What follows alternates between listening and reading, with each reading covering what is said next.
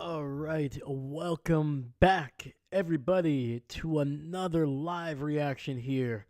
We are actually going to switch it up. Instead of watching the Jets and the Steelers, we are actually going to watch the presidential debate. We're going to break everything down from the beginning to the end. Just joking. No, we're watching the Jets and the Steelers. Don't click off. But it's going to be a fun matchup, man.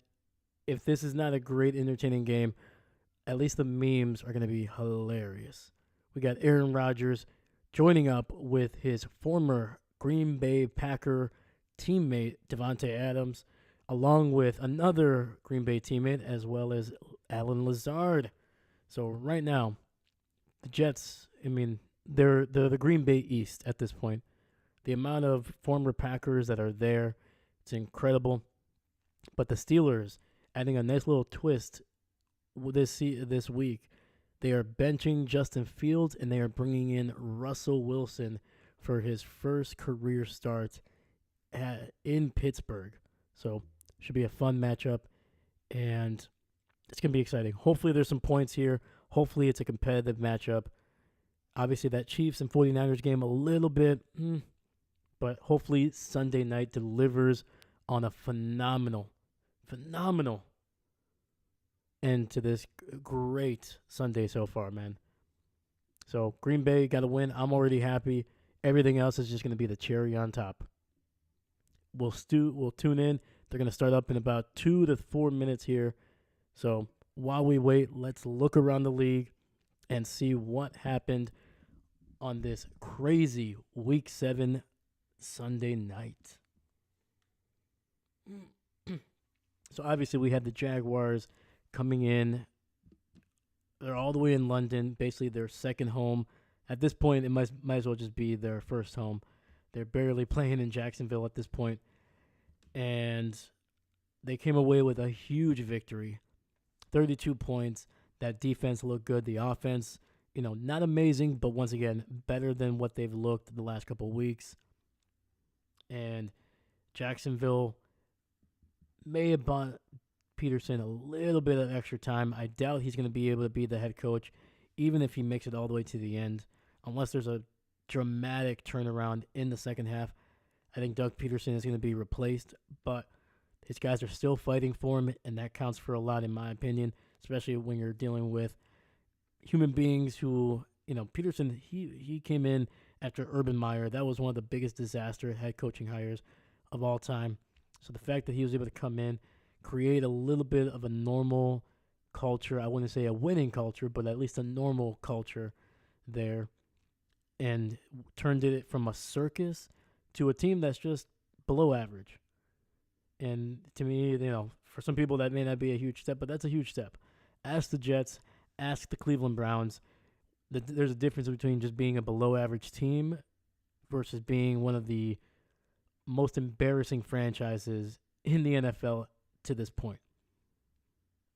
So Doug Peterson, I think he's done a solid job. I don't think he's getting the most out of his players, but hopefully they can find a new coach that is able to find something new, push Trevor Lawrence a little bit more, and kind of unlock some of that potential that we've seen flashes of throughout his career. Showing some highlights of Rodgers and Adams during their Green Bay days.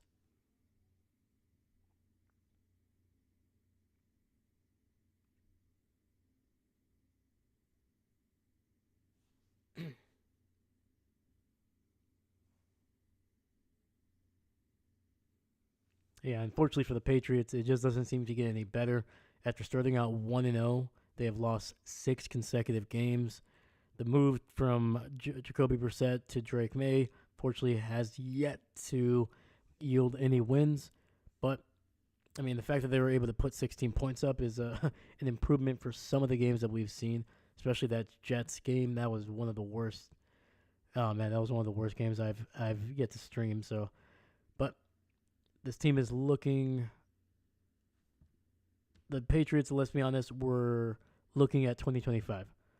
There were still a couple players away on each side of the field before they can really be competitive. So I think this year you're just going to try to see what you have in May. Hopefully he doesn't get hurt. Hopefully he doesn't get so skittish from the pressure that he kind of becomes um, a David Carr situation here. Hopefully he can kind of settle in, find his groove, and hopefully by 2025 the kid is playing a little bit better and giving New England fans a little bit of something to cheer for. So,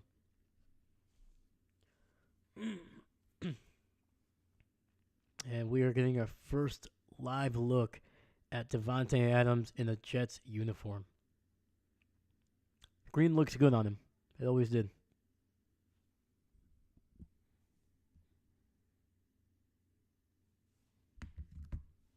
And a big upset, in my opinion, Seattle, 34-14 over the Falcons.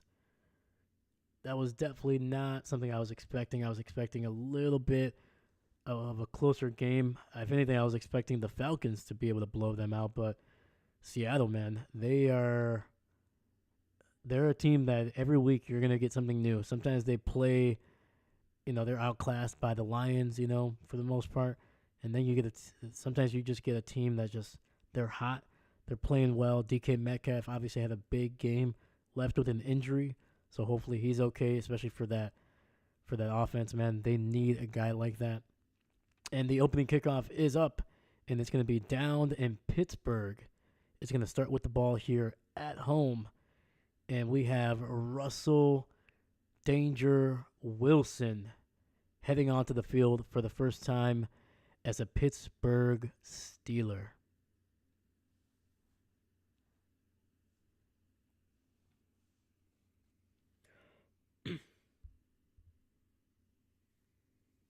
Bills obviously beating the Titans. Not a huge surprise on that one, especially with Amari Cooper, who got his first touchdown as a Buffalo Bill. So expected a big win, and they got it. 1st and 10, Russell under center. Steelers in the eye. Single receiver to the left. It's going to be a handoff to Najee Harris up the middle. Gain of about 4 on the play.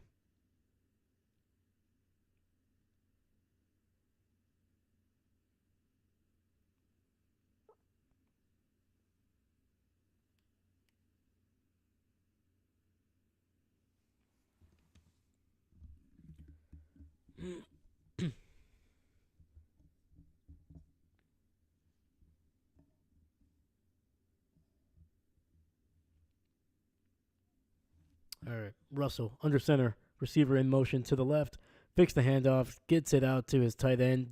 Looks like Darnell Washington, and he is going to be very close to the 50-yard line. That is a first down for the Pittsburgh Steelers.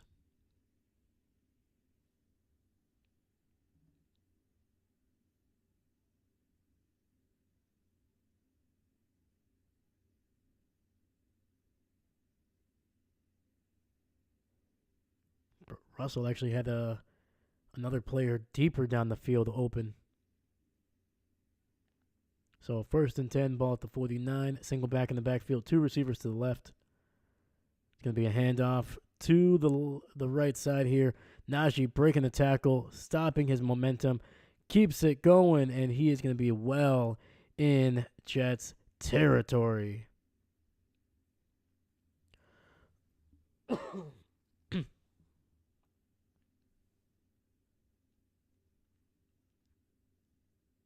Great stiff arm. Kept it going.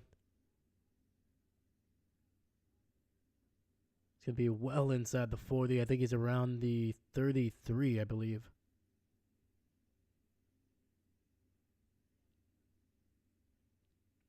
All right, 1st and 10. Yep, at the 33.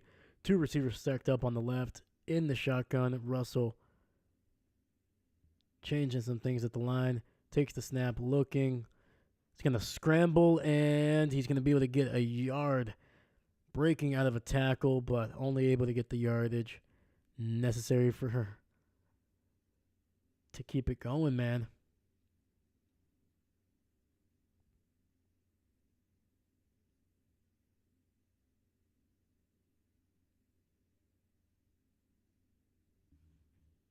Go Steelers. The pettiness, I love it. 2nd and 9, single receiver to the left. Russell under center, single back in the backfield. It's going to be a handoff to the left. And he's going to be inside the 30, down at about the 28. Gain of about 3.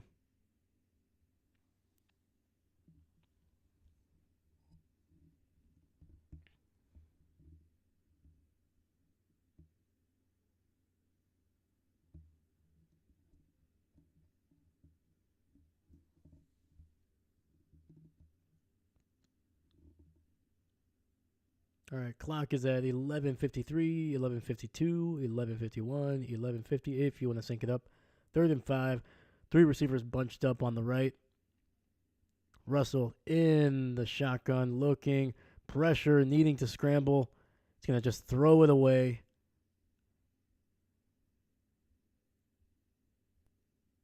And this will be a 4th down, and the Steelers are going to settle for a field goal attempt.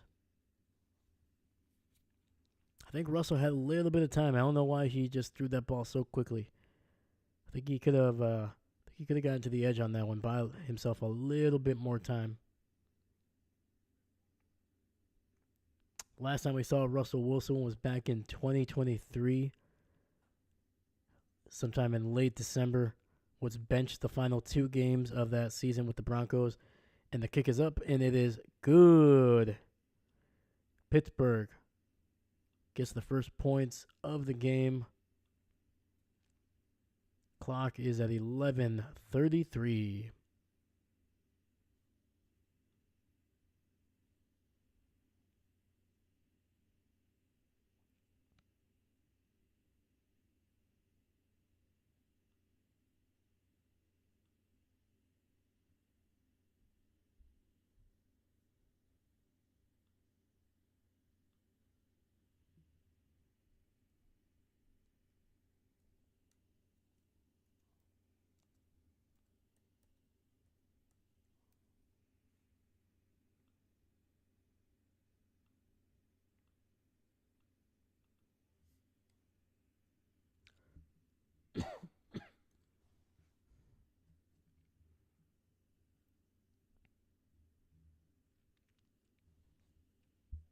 All right, let's keep it going. Looking around the league, looking at some scores. So once again, we just finished off with the Bills and the Titans. Talked about the Bills. They needed a receiver to kind of add a little bit more firepower to that offense. They got it with Amari Cooper. He scored his first career touchdown as a Buffalo Bill. He looked good. That whole offense looked great. Not going to get too excited. It is the Titans. They're one of the most dysfunctional teams right now in the NFL. Offensively, they are not very good. Defensively, I think they're solid. But when you have an offense that just is unable to stay on the field, get points, there's only so much a defense can do. So that was a tough 34-10 loss. And I don't know what the Titans are going to do. I think it's time to move on from the Mayo Man. I know it's only year 2, but he has not looked good at all. He's looked completely scared. His confidence is completely gone. I'm sure they'll give him one more shot before they really give it up, especially after using a 2nd-round pick on him. But I think the patience is on a very, very thin line, and I don't know how many chances he's going to be able to get with the Tennessee Titans. So moving on next to the Bengals and Browns. Bengals with a 7-point win over the Browns. Deshaun Watson, it was confirmed it is a torn Achilles, so he is going to be out for the rest of the year. And unfortunately, with the contract, they won't even be able to cut him now without still occurring, I believe, I think close to $100 million cap hit. So Deshaun is going to be here for at least probably another year. Whether he's probably a backup, we'll see. I don't think the Browns have any issue putting him in the bench. He's going to be returned for the Jets, and he's going to be down at about the 22. Not a great decision, costing the Jets about 7 to 8 yards there.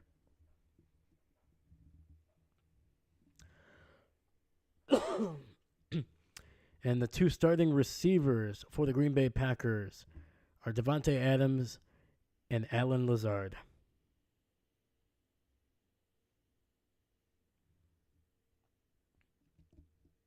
between the Vikings and the Jets, I think if you combine their rosters, you can probably create a solid Green Bay Packers 2021 offensive starting team. So Rodgers in the pistol, throws it to Davante Adams, who is going to drop his first target as a New York Jet. I'm surprised it took Rodgers this long to throw the first pass to Adams there.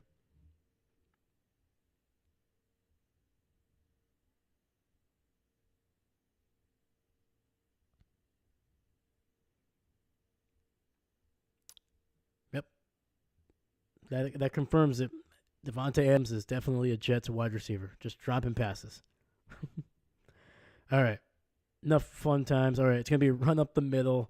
It's gonna be Brees Hall gaining about 2.5 yards on the play, so it'll be 3rd and about 7.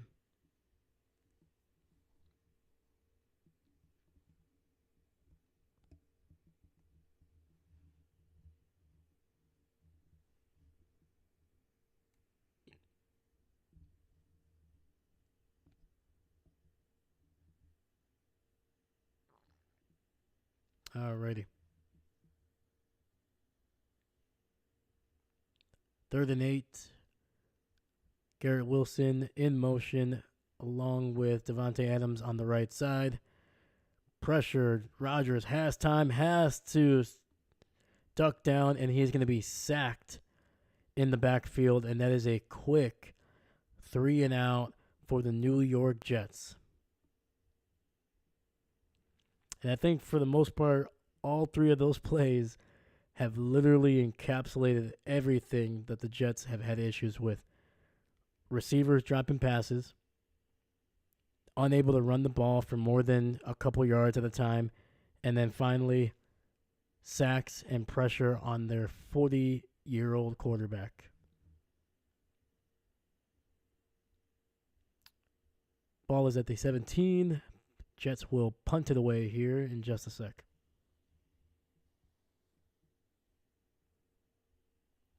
And don't feel too bad for Adams there, because he's right now he's getting paid about $33 million this year.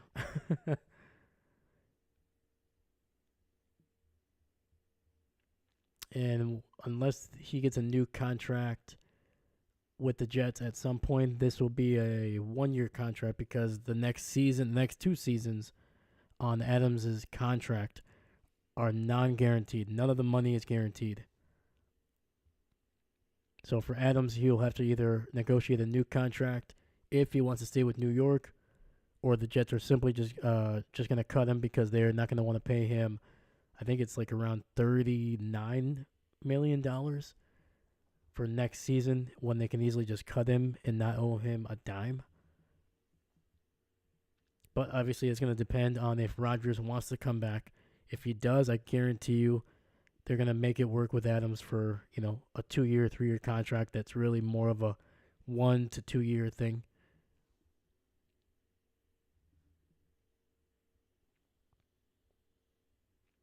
So, yeah. So, Adams is kind of a win-win. He gets to play with a guy that he's had the most success with in the NFL, and he's still getting paid a boatload of money.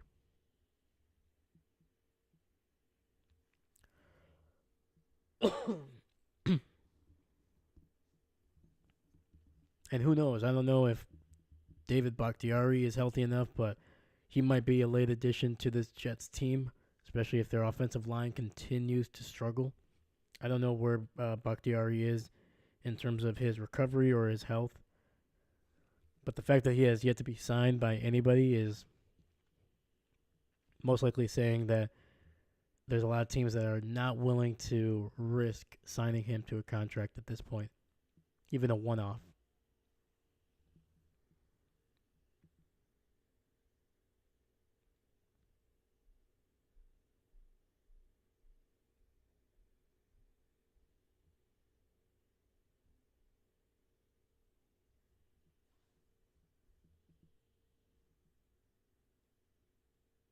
Yeah, Rodgers, he said that his place is big enough for the both of them, so, at least until Adams settles in.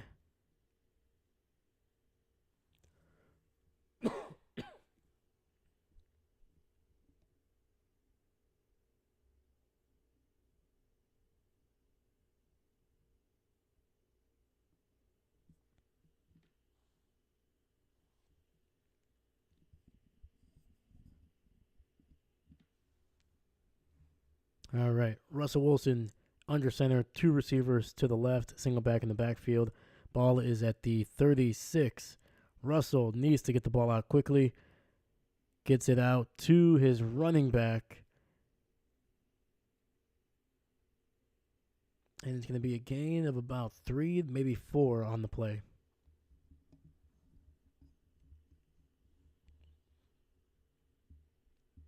It'll be very interesting to see if they add Justin Fields at any point during this game. You know, a little bit of a wildcat, things like that. So 2nd and 9, Steelers in the eye. And it's going to be a nice run up the middle by Harris. It's going to gain about 3 or 4.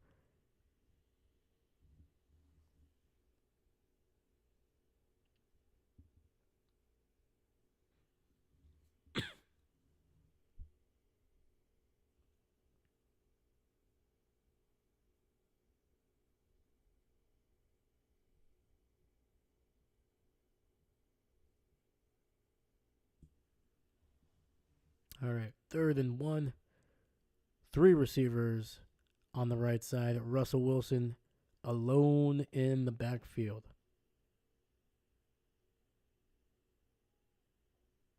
Roll into his right, finds an open man, but it's going to be incomplete. Trying to get it to number 19, who is unable to hold on to the ball. So a quick 3 and out for the Jets. That is Jalen Mills.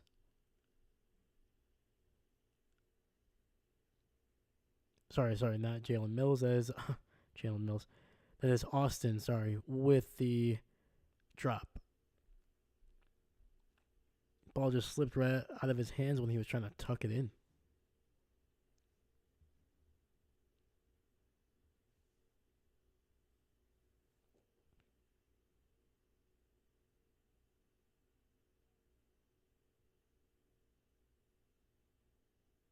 Oh, it's fumbled, and the Jets are very lucky. Xavier Gibson muffing the punt, but it goes out of bounds.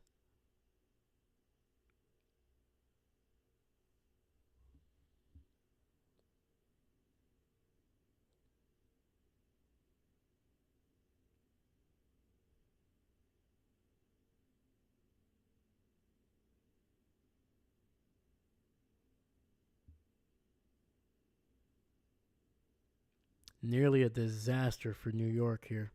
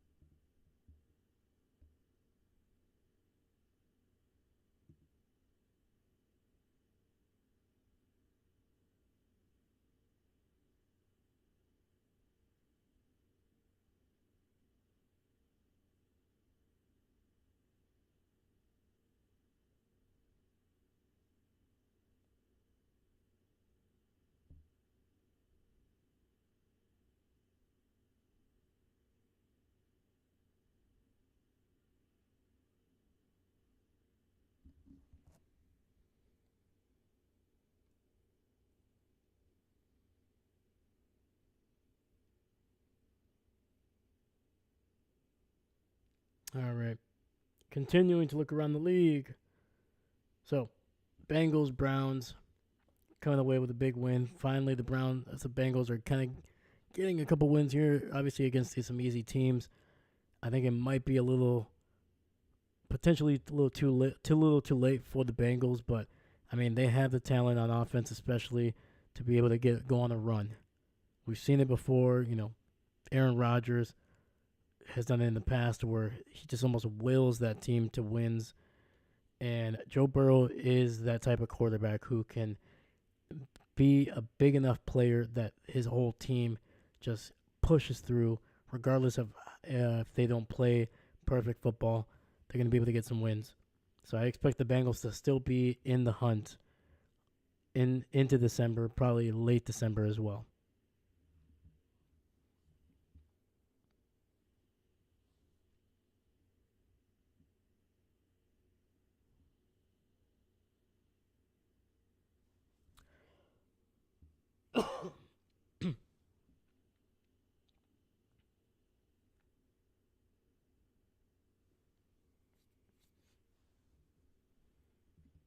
All right, clock is at 8:08.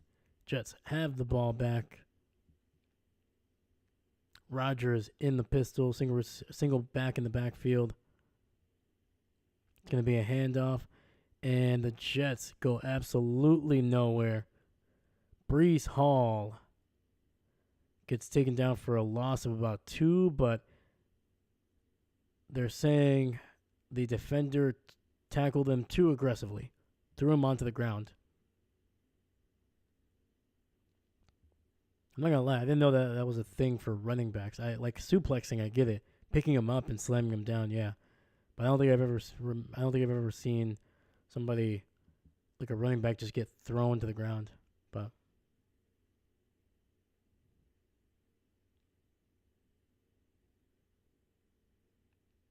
and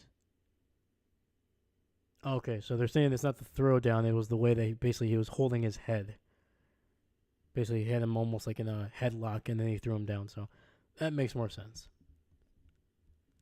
All right. After the penalty, it'll be 1st and 10, ball at the 32. Lazard in motion to the right. Rodgers looking, dumps it down to Brees Hall, who's going to get a first down and a lot more down near the 50-yard line. Gain of about 18 on the play.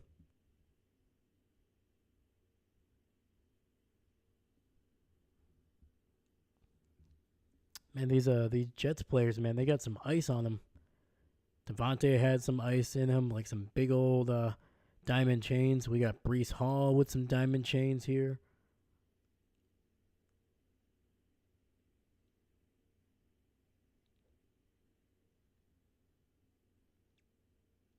First and 10, tight end in motion to the right. Quick pass to Davante Adams. He's going to get about 9 yards, and that is Adams' first catch as a New York Jet.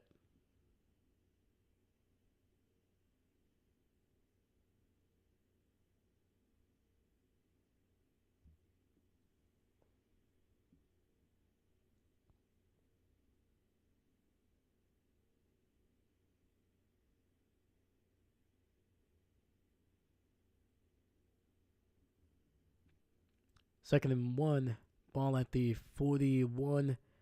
Rodgers in the shotgun. It's going to be a run for Brees Hall, and it's going to lose about 3 yards on the play. Yeah, Steelers had that one pegged from the very beginning. Holy cow. It was actually the safety that was able to get back there.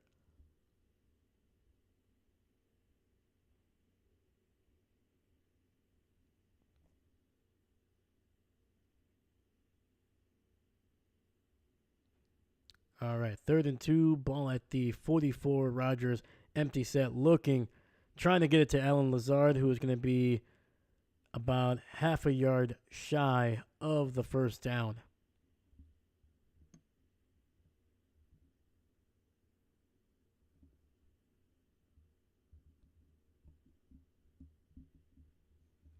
And to me, it looks like the Jets are going to go for it here. Definitely not in field goal range. And actually, I think they did a terrible spot of getting the ball there. I feel like.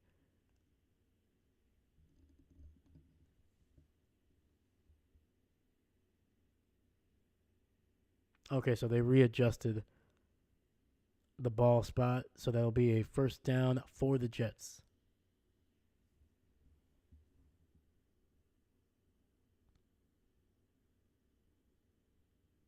And that call came from upstairs. The video assistant adjusting the spot and the call. It'll be a first down for the Jets. Ball at the 40. Rodgers in the shotgun. 2 receivers to his right. Rodgers dumping it down to Brees Hall, who breaks the initial tackle down to the 30, and he's going to be very close to the 26-yard line. That is a first down for New York.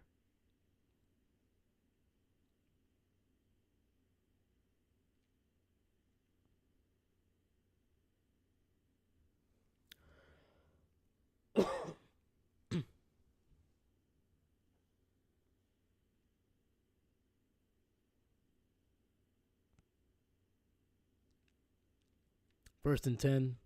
Three receivers to the right.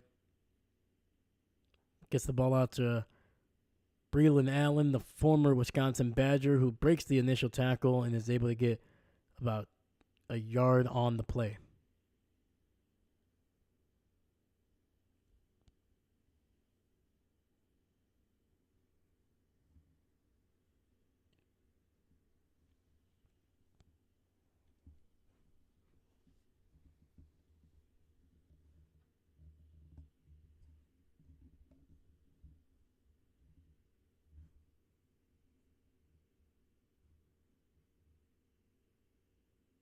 Ball is at the 25 here.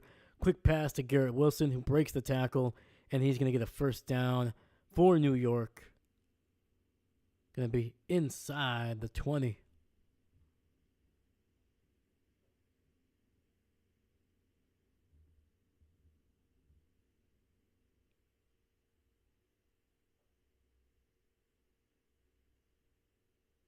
All right, it should be first and 10 at the 14.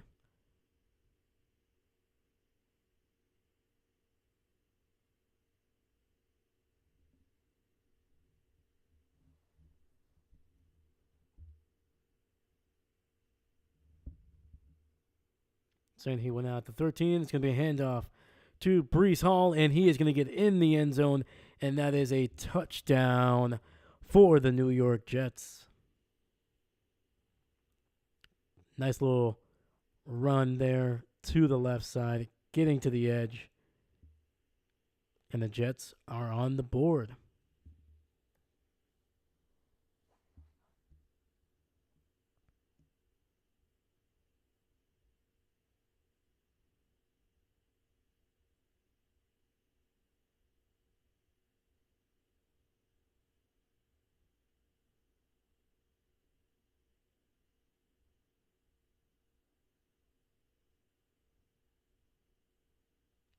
Snap is up, and the kick is right down the middle.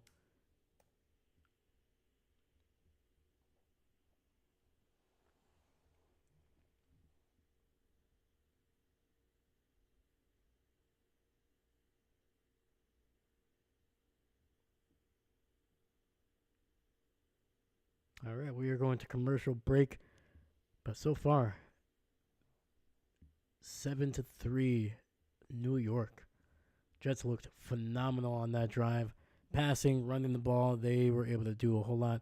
They got some help for sure at the beginning of that drive with that personal foul on number 99. But otherwise, they basically just ran down the field.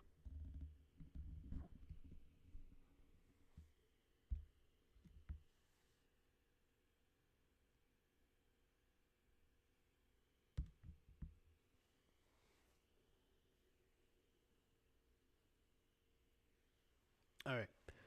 Let's finish up looking around the league here. So we left off at the Browns. Let's talk about the Texans and Packers really quickly. We already kind of broke it down a little bit. So obviously, first half, really rough start for Jordan Love, throwing some picks in that game, but played it very smart the rest of the second half, but not necessarily just dumping it down. He was still aggressive, but just better decisions, better routes, I believe, by his receivers as well. And they were still able to run the ball fairly effectively. Green Bay's defense really clamped down on the Texans there. Obviously, not having to start the drive or the defensive drive at the 11 usually helps. So, great job by the Packers defense almost all game, in my opinion. The fact that they gave up 16 points because of some turnovers by the Packers offense. Outside of that, they held them, man. They held them to just 6 points, 2 field goals on normal routes. Normal drives. So I'm very happy with the way the Packers defense played. They got after C.J. Stroud. They got a couple sacks, and they were aggressive. They were smart. They knew how to really wrap up. And you didn't see a whole lot of broken tackles, a lot of busted coverages. You didn't see that a whole lot. And to be able to hold a guy like C.J. Stroud, one of the best young quarterbacks in the NFL to under 100 passing yards. Can't beat that, man. Phenomenal job. And I'm really excited what Jeff Hafley has in store for this defense. I feel like they can only get better as the season progresses, as they get more comfortable, as some of the guys get established. Eric Wilson coming in for Quay Walker, who was injured during the game, had a massive, massive impact. Broke up a pass on third down. It got 2 sacks, both of them on third down. And on top of that, was able to sniff out a screen that if he doesn't hit him, that's going to be a first down, and who knows how that drive ends. But, man, Eric Wilson, easily my player of the game for the Packers, especially on defense. That kid was phenomenal, and I hope he stays on the field. So, 1st and 10. Steelers have the ball at the 30. Russell in the shotgun, 2 receivers to his right, looking and trying to get the quick pass to Pickens, and it's going to be no good. Some contact at the top of that route.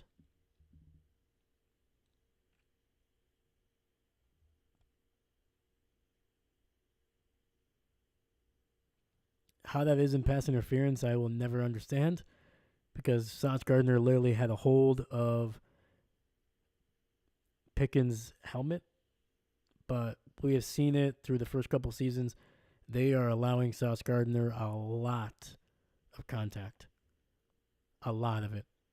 So it's going to be a toss to the right, and Najee Harris upended, and it's going to lose about 3 yards on the play.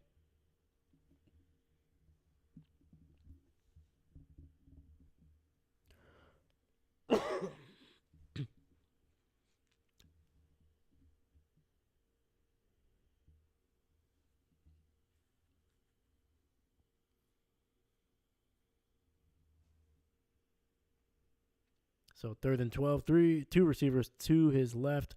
Russell needing to scramble, and his pass is just going to be knocked down to the ground. That is a quick 3 and out. And this Jets defense is starting to really attack. Russell does not look comfortable in the pocket. As soon as he has to roll out, he typically just throws the ball away.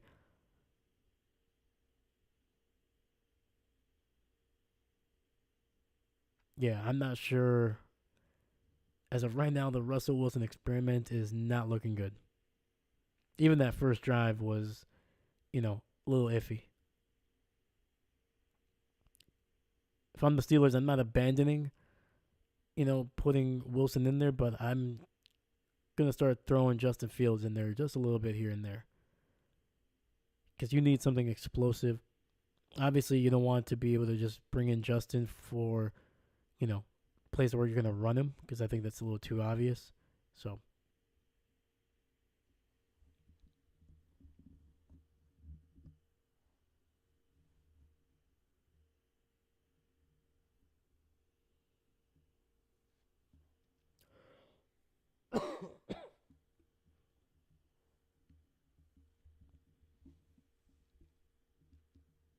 all right, the Jets are back on the field. Davante is on the sidelines.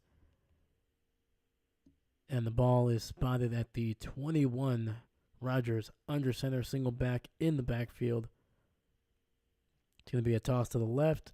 And Breece Hall is going to be dropped for a loss of about 1.5. The referee started walking down the 20, but then he started just drifting off a little bit.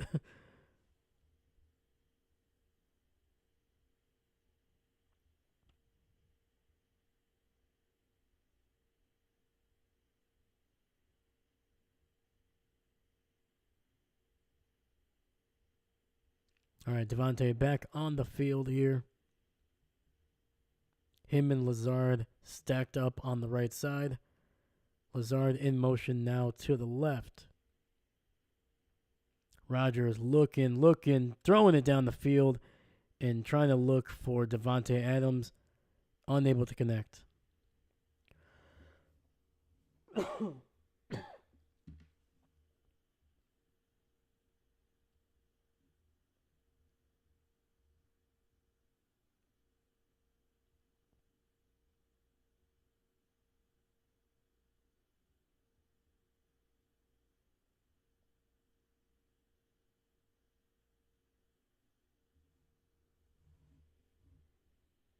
49 seconds left in the first quarter. Third and 11. Three receivers stacked up. Sorry, on the right side. Love. My goodness. Sorry. Rodgers throwing it to Wilson. It's going to be incomplete. Rodgers completely not on the same page there. Overthrew Wilson by about 7 yards, it looked like.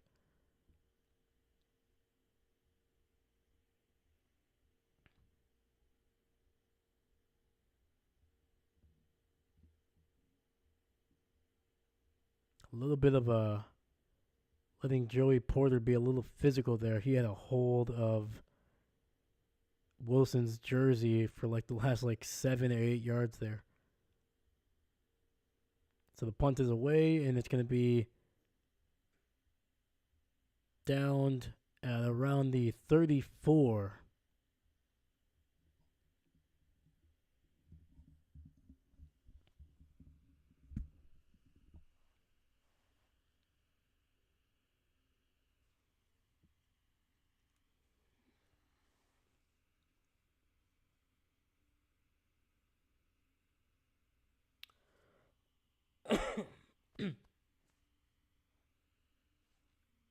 All right. First and 10. Steelers get the ball back. Single back in the backfield. Receiver to his right. Wilson under center. Gets the handoff to Najee Harris.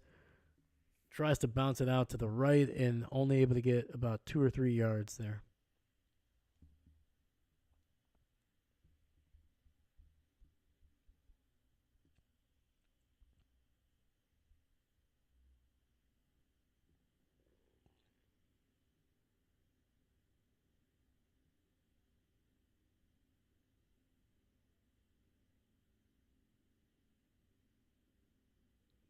And that's going to be the end of the first quarter here in Pittsburgh, with the Jets leading 7-3.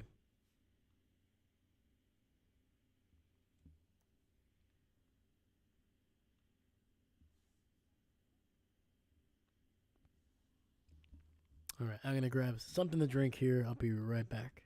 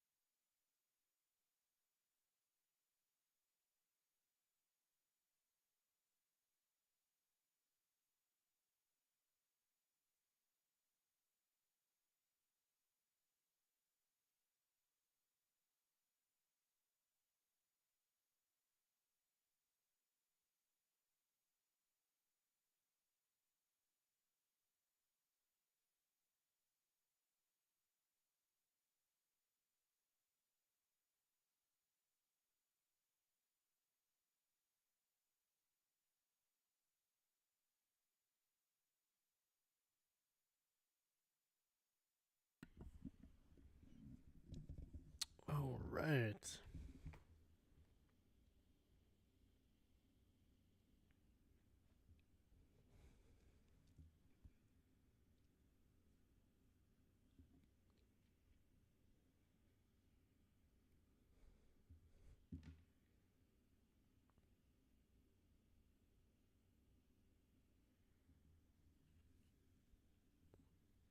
Seeing some of those Steelers from the 60s all the way through the 80s there. So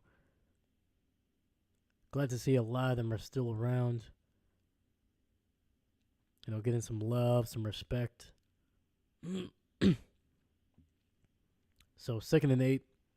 Russell in the shotgun, 2 receivers to his left. Najee in the backfield as well. It's going to be a quick fake handoff. And Russell, what the heck was that?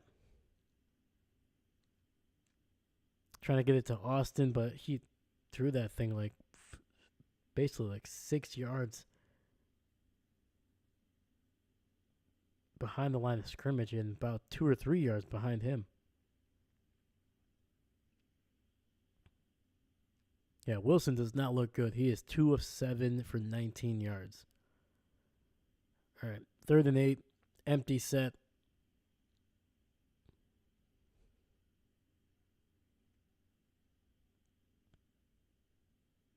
Russell stepping up in the pocket and throwing another bad pass that's well short of his intended receiver.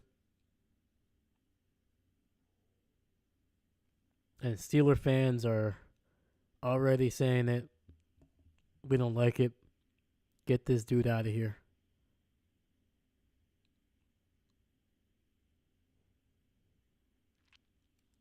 Like I said, coming into this game, I can kind of understand what they were trying to do.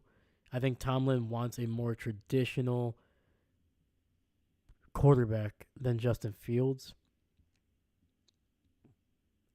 But it's been obvious for a couple of years now that the Russell Wilson from his early Seattle days is not the same Russell Wilson that we have seen for basically the last going on 4 years now. His last season with Seattle, he was not the guy. I could even say his second to last season was not the guy. And his all of his time in Denver was basically a meme, and is considered one of the worst signings and one of the worst trades and signings of all time. So it's been a long time since we've seen Russell Wilson play at an extremely high level consistently. It's going to be a handoff to Braylon Allen to the right side. It's going to gain about 4 yards, but there's going to be a flag on the field. And it's going to be a holding call on the Jets.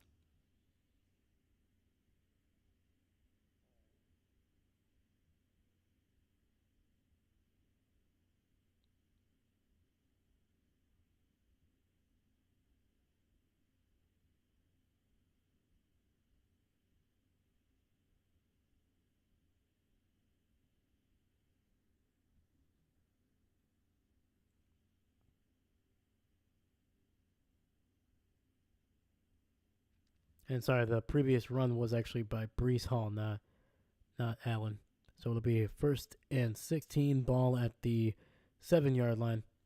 Davante alone at the bottom of the screen. Jordan, quick throw to Brees Hall. He's going to get to about the 12-yard line.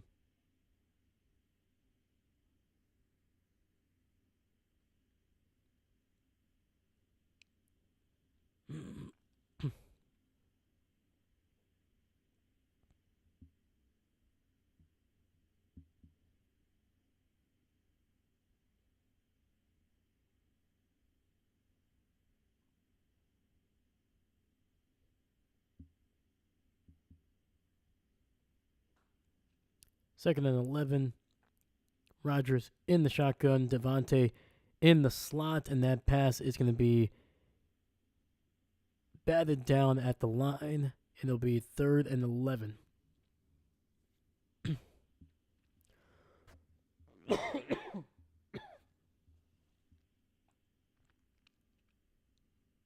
That was the old veteran Cameron Hayward. If you can't get to the quarterback, get your hands up. It's a savvy move right there. No, I'm not going to be able to get to him. Get your hands up, get in the passing lanes.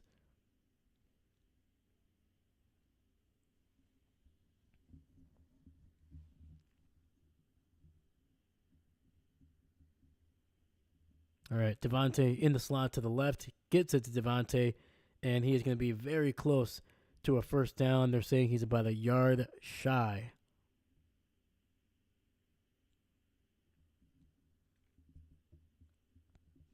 Gonna be very interesting. Do the Packers? God, I'm not doing this intentionally. There's just so many, so many guys I'm used to seeing in the green and gold. So I'm wondering if the Jets are gonna go for it here. I mean, it's a yard, but they are basically at the 22-yard line. And no, they're gonna send out the punter.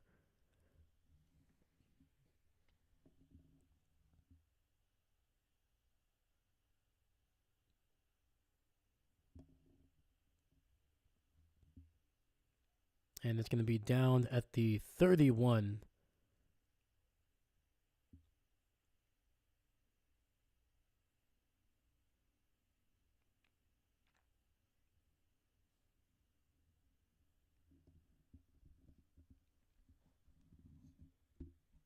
It would be really cool to go to the Steelers Hall of Fame at some point. I've been to the Packer Hall of Fame. It's always phenomenal, very interactive, great time with the family. If you ever get a chance to, I would recommend it. And I've also been to the Football Hall of Fame. Oh, sorry, the Pro Football Hall of Fame. Obviously, there's a lot of Football Hall of Fames, but the Pro Football Hall of Fame. I went there. God, I would say 7 to maybe 9 years ago at this point. But yeah, man, that was a great time. We were there for a couple hours, man. I was just having some fun. I was there with a college football team that I was traveling with, helping out with some of their video stuff, some of their stats and things like that. So when we went to Ohio, we actually stopped at Ohio State Stadium there. We actually played a game at their practice facility against their club status team there. And luckily we were able to win. It's a great win. And it's been a while since I've been to the Pro Football Hall of Fame, but man, dude, they had so much going on. A lot of fun things, a lot of things to do there. Was able to get a picture with a Lombardi trophy. And man, that thing is massive, man.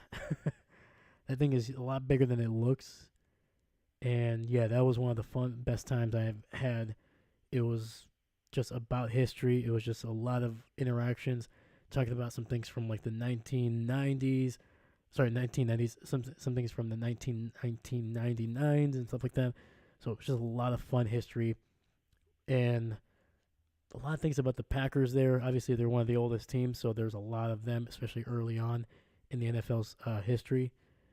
And it was a fun thing, and I want to actually go back there. They've expanded it, apparently, added some different things there, and it just keeps on getting bigger and bigger. So hopefully one day I can go there again and maybe make a make something for the channel here.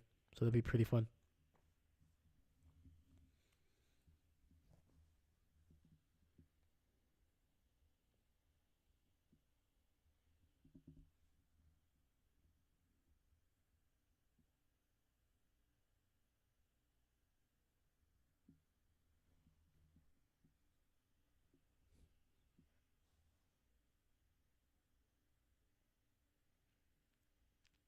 All right, Russell under center, single back in the backfield. It's gonna be a run again, and he's gonna get a yard on the play.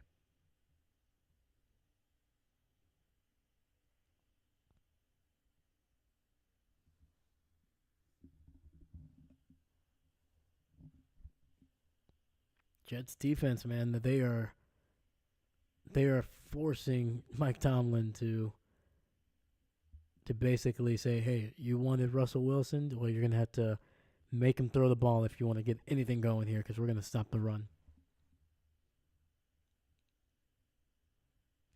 So 2nd and 9. It's gonna be a toss to the right.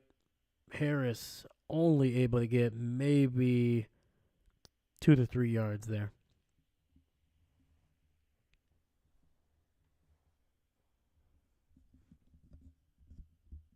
There is a late flag. And it's going to be a holding on the Steelers, so move that ball back. And that's going to be on the tight end, Pat Fryermuth.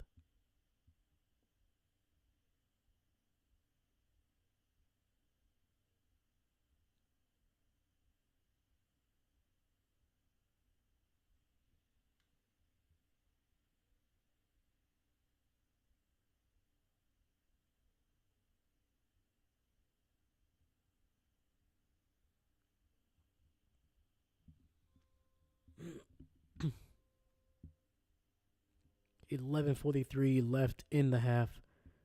Receiver in motion to the left. Wilson under center. Fakes the handoff.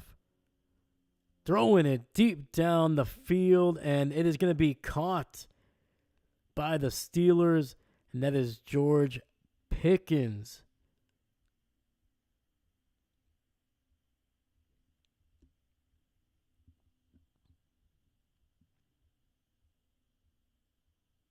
Whew.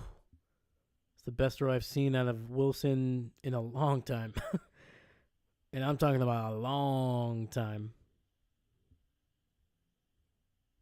Great job by George Pickens, too, man. He was being, should have been a flag in my opinion. But he caught that ball one-handed all the way down to the 32. That was like a 45, 50-yard throw by Russell Wilson. So heck of a job. It's going to be a run up the middle, gain of about 2 there.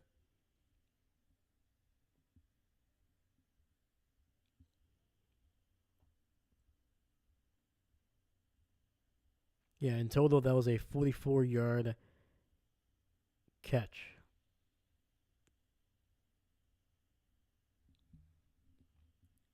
Steelers in the eyeball at the 28-yard line. Fakes the handoff, gets it out to Darnell Washington. He's at the 20. 15, lowers his head, and he's going to be out across the 12 down to almost the 11.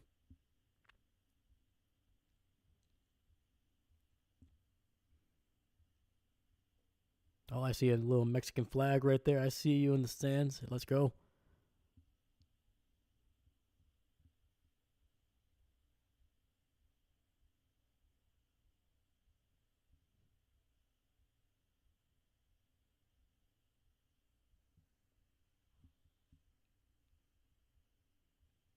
First and 10 ball at the 11. It's going to be a handoff up the middle. Najee keeps on leaving his feet. I don't know why, but he keeps on just jumping in the middle of the air. Keep your feet on the ground, dude. You're running the ball. You're going to have a lot more power if you just lower your shoulder. Stop leaving your feet. It's making me nervous. That was a gain of 5, so they were at the 6. Second and 5, another handoff. Najee is going to be taken down around the 10-yard line.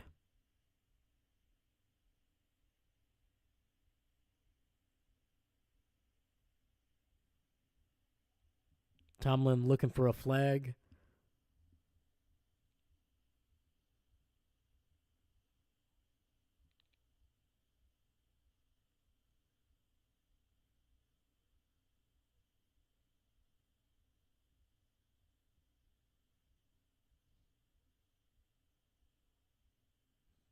It'll be 3rd and 10 at the 11.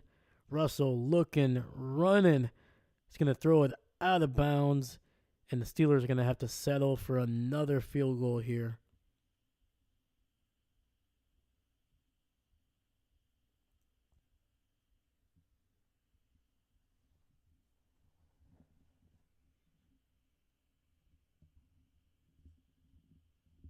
Easily their best drive, and just could not get anything going in the red zone. A little too conservative, in my opinion. Not creative. Running to the weak side on second down. And the kick is up, and it is good. Steelers make it a 1-point game here on Sunday night.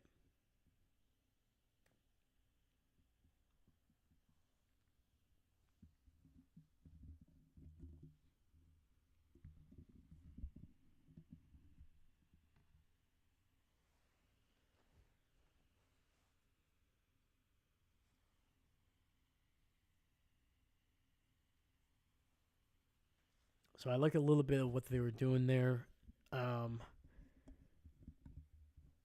The pass protection was a lot better. It's a lot better than the first couple drives there. I think that was a big difference, allowing these receivers to get deep down the field. We're also doing a great job of putting the ball right on them. But the other stuff, man, the running game is not getting open. And Russell, I'm not saying he has to be more aggressive because you don't want an aggressive Russell Wilson, causing turnovers, taking points off the board. But I would like them to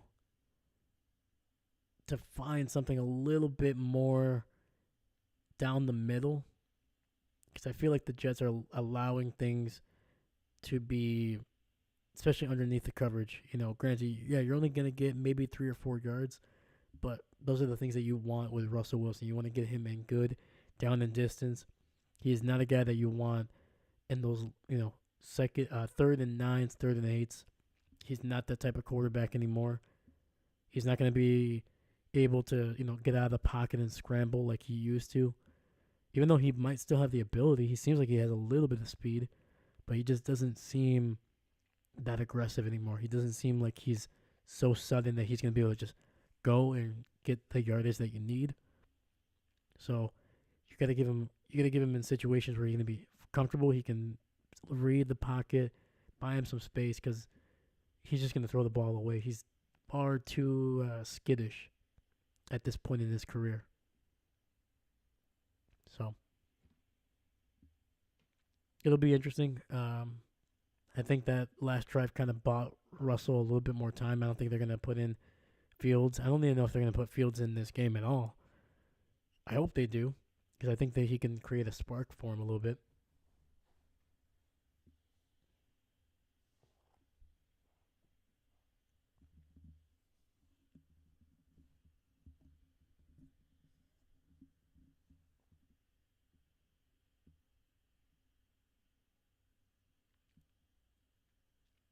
Kick is away, and it is going to be returned 15, 20, 25, and he's going to be out across the 27, maybe down to the 28.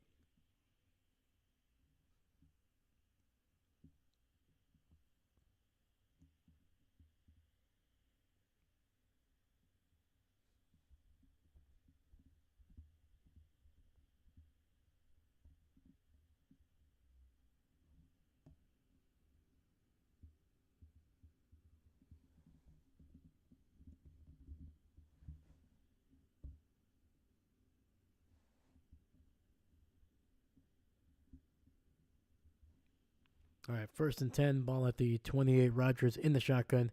2 receivers to his left. Gets it to Davante, who is good for about 12 yards down around the 40. 1st down, Jets.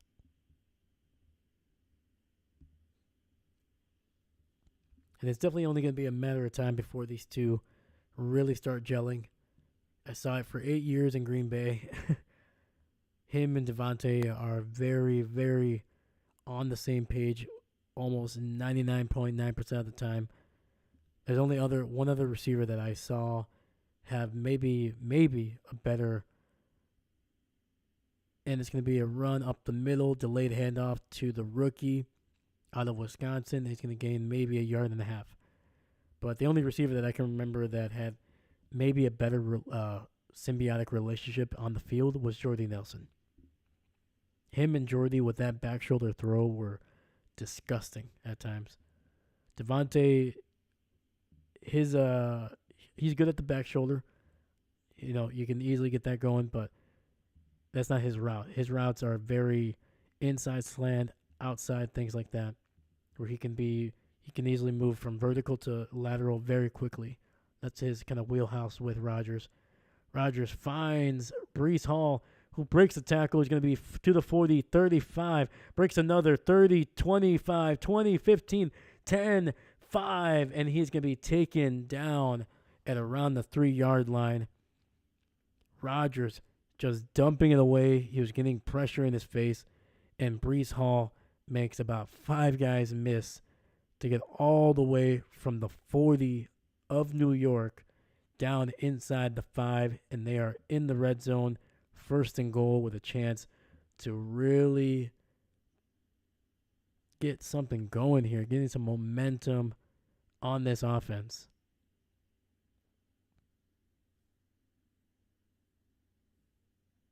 All right, 1st and goal, ball at the 3. This is a Davante Adams look if I've ever seen it. So And Rodgers will use the first timeout here of the half, 6:20.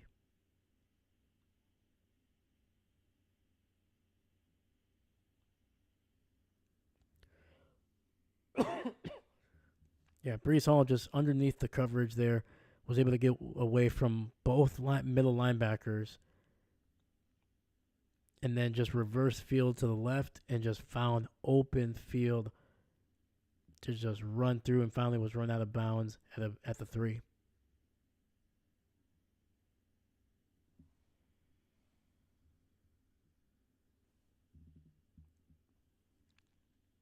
So I expect this ball to go. Actually, I kind of want to see how they line up, actually. If Davante is in the slot, I think that's where Rodgers is going to go first. He is in the slot. So Davante in the slot to the right. Yep, there he goes. And didn't get it to Adams, but number 19, Charles, was able to haul it in, but it went out of bounds.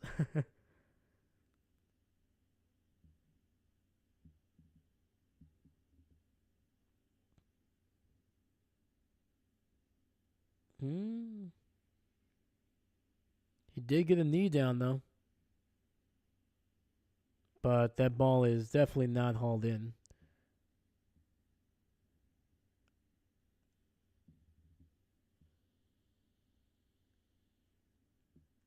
Second and goal at the 3. It's going to be a handoff up the middle, and he's going to be very close to the goal line. And they're going to mark him about half a yard short of the first down. Sorry, of the end zone here. My goodness. Seastrom, what's going on, buddy? Yeah, it's going to be very interesting to see if the Davante trade is going to pay big dividends here. So far, this team looks explosive, but I mean, it is the Steelers' defense who has not been. They've not been amazing all season long. They had a great first 3 games, but now their last couple games they've been very susceptible. So third and goal, it's going to be fakes the handoff, and it's going to be a Aaron Rodgers special. Fakes the handoff,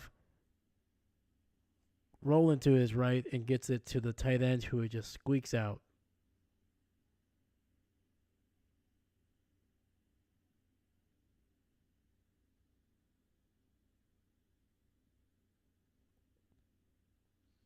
And Rodgers going to the sideline, holding his what looks like his lower left leg there.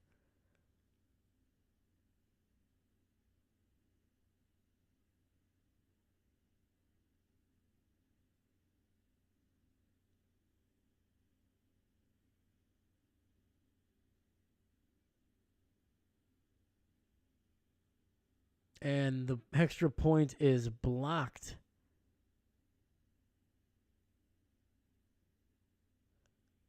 But there is a flag on the field here.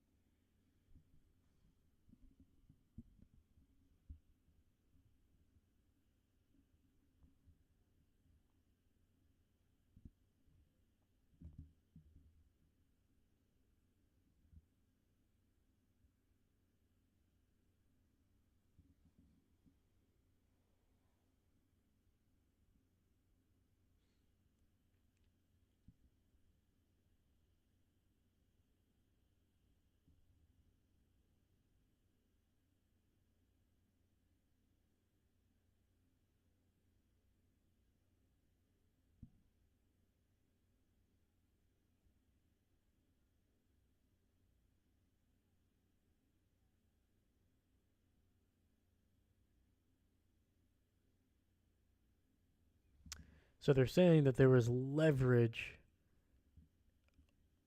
from Minka Fitzpatrick.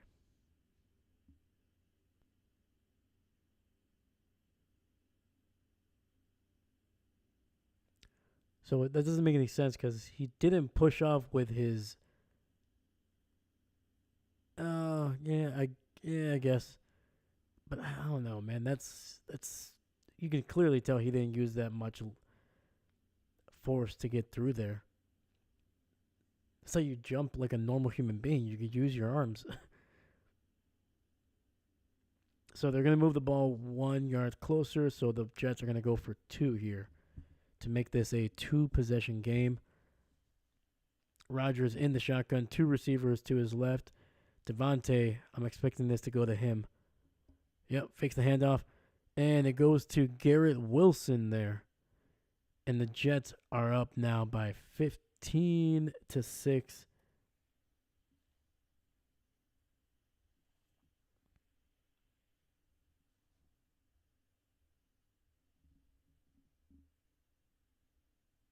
And things are starting to work for the Jets here. 15 points in the half.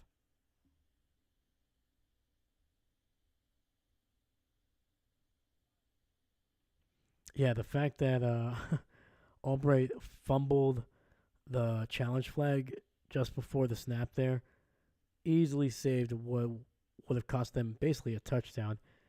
And part of me kind of wishes he would have been able to throw it because I can only imagine how mad Aaron would have been. I guarantee you we would have seen Aaron Rodgers start yelling at him on the sidelines.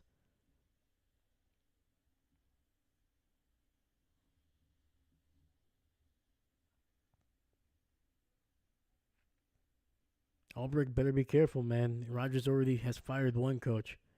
He can fire another one.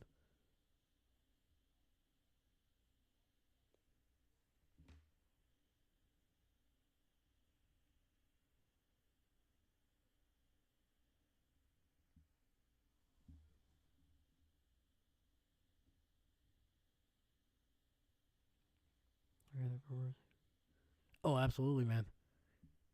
No, I've been good. I've been good. I'm still getting over getting sick a little bit here, so the throat is still a little dry. But you know how it is, man. Rocking and rolling like every day, man. So I've been doing well though. But heck yeah, man. Glad your session went well, successful. Yeah, you can always improve on things, man. But not bad for the first time, man. I'm glad you had some fun, dude.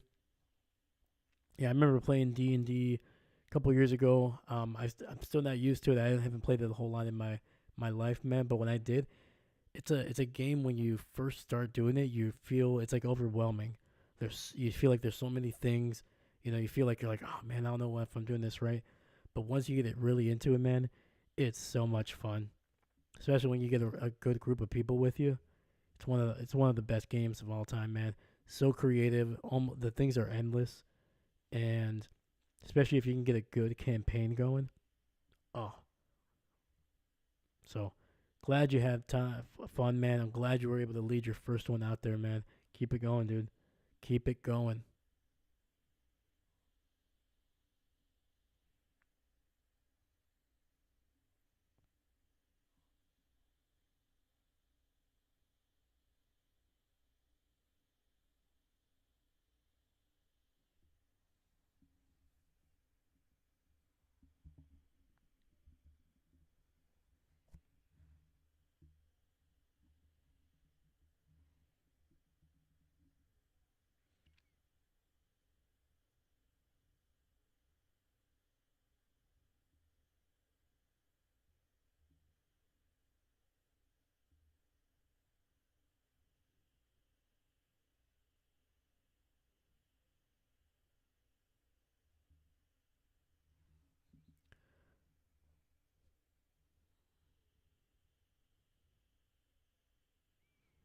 Yeah, so they're saying this should not have been a foul because there wasn't a clear enough of a push off.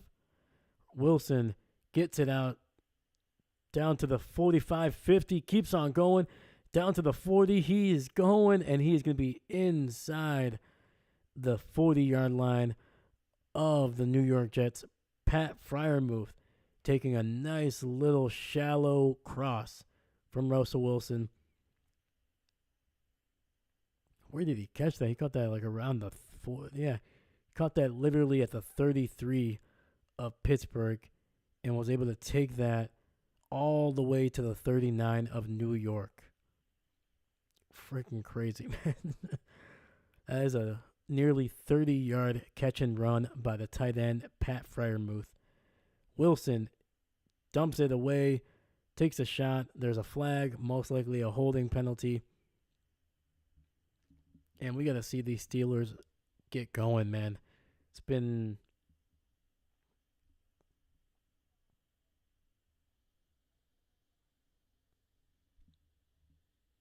Texas A&M, heck yeah, dude. And it's now ranked Army and Navy are still undefeated. Alabama lost. Yeah, Alabama was that their second loss now, I think. Maybe I'm wrong. I don't know. I can't remember exactly. And heck yeah, dude. Heck yeah, man. Now, dude, college football seems to be like absolutely wild right now. You got some SEC teams that you're not expecting that they're losing. Ohio State lost a couple weeks ago, obviously, the Oregon. Yeah, dude, it's this season more than any other year I remember. It just seems like it's a free for all in college football. So 1st and 20 after the holding penalty, Russell Wilson throwing it deep down the field, and it's going to be incomplete. Trying to get it to George Pickens, and looks like the left guard for the Jets, Vera Tucker, is heading into the locker room without his helmet.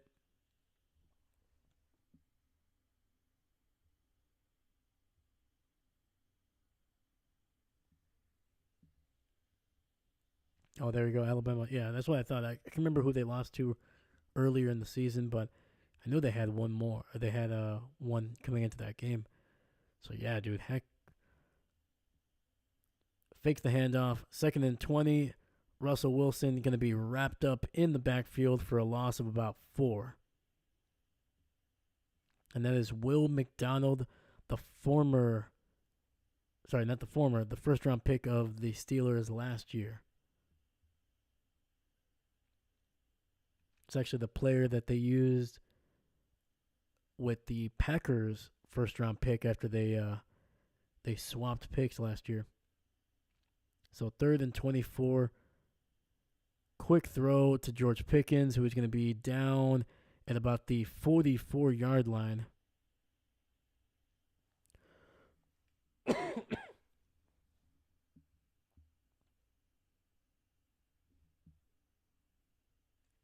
And the punting unit is going to be sent out.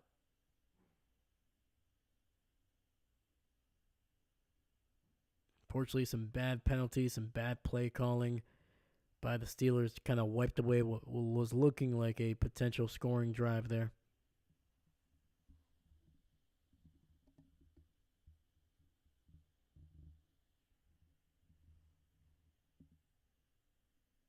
And a great punt. Heck of a job. It's going to be down to inside the 10.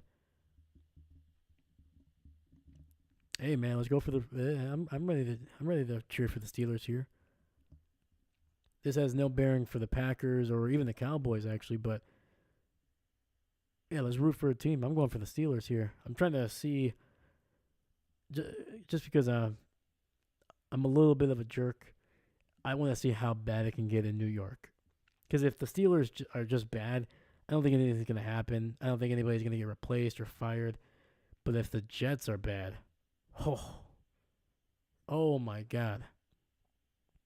That would be hilarious.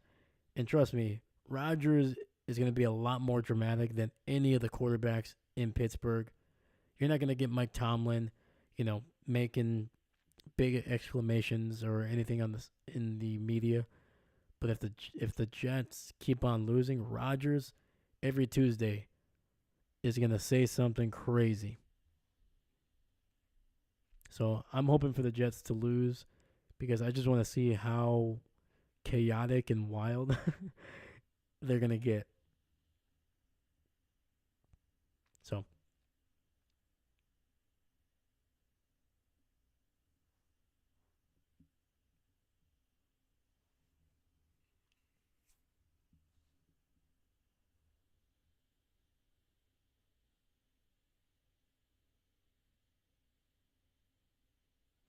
Oh yeah, man, that was I remember that game. That was a tough one to sit through until the basically the final quarter, man. I was like, all right, let's go. Kind of puddling back and forth, but man, those last couple minutes got really exciting, man. I can't believe the Dak to that was Tolbert, right, who caught that touchdown on the left side of the end zone. Tolbert had himself a game that day, dude. I know they were trying to force feed CD Lamb basically all the time, especially in that game. But Tolbert, dude, slowly but surely, that kid was just making plays in that game.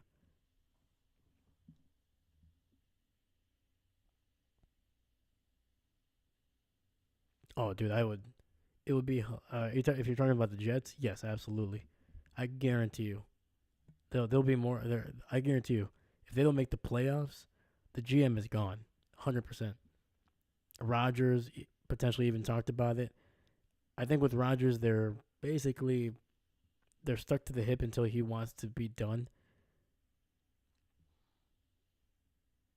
Davante Adams, once again, his contract, the way it's structured, there's no guaranteed money after this year. So if they don't make it to the playoffs, he may not even want to stay.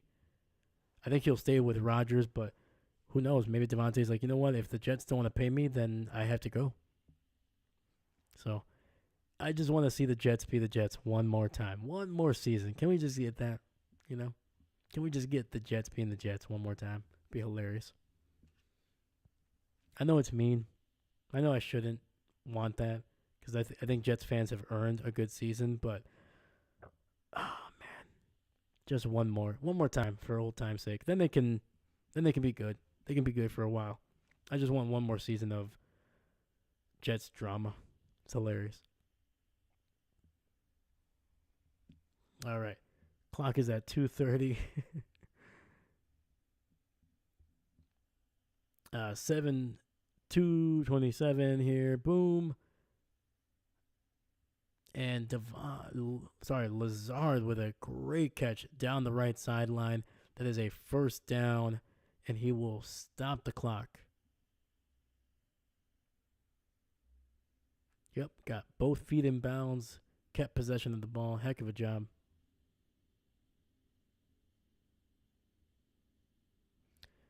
Very true. Very true.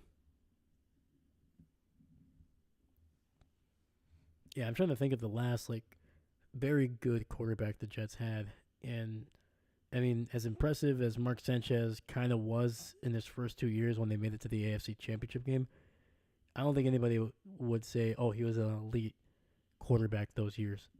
I think he was just good enough, and I think the defense really carried them. Um,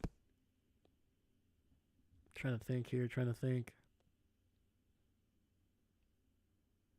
Chad Pennington. I mean, he wasn't a great quarterback. He was a serviceable.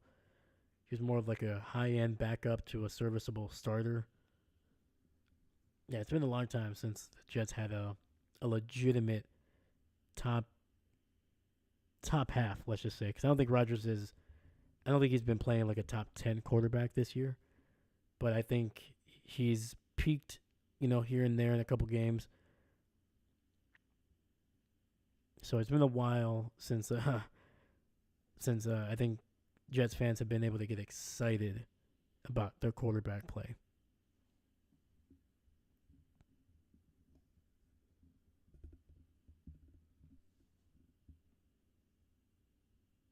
Yeah, but apparently Hassan Reddick is going to be playing. He's going to report to them on Monday tomorrow. So Hassan Reddick will be part of the team now. He's ending his holdout. Lost a lot of money this year.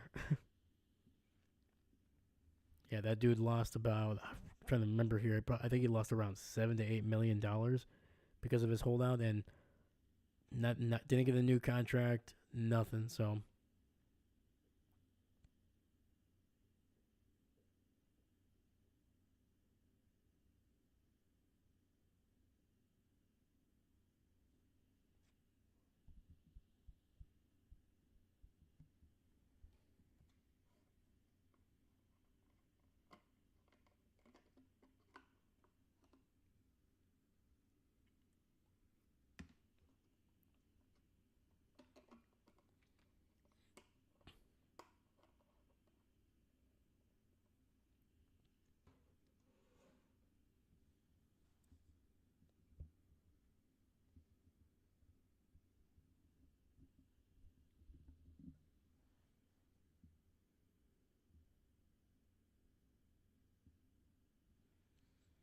All right, we have 2 minutes left in this first half.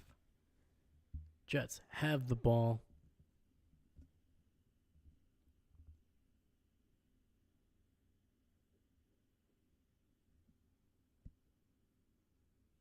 First and 10, ball at the 30-yard line. Rodgers in the pistol, 3 receivers to his left. It's going to be a run up right up the middle, gain of 6 for Breece Hall.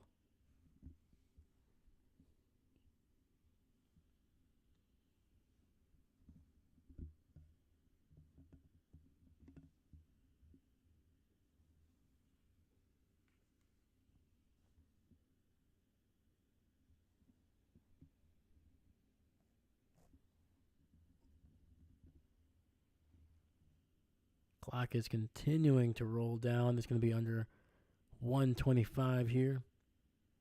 Rodgers, empty set, takes the snap, throwing it deep down the field, and he is going to be intercepted by the Pittsburgh Steelers. Woo-wee! And that is going to be Aaron Rodgers' 6th interception of the season. Frustrated. And it looks like he was trying to get the ball to, is that Wilson?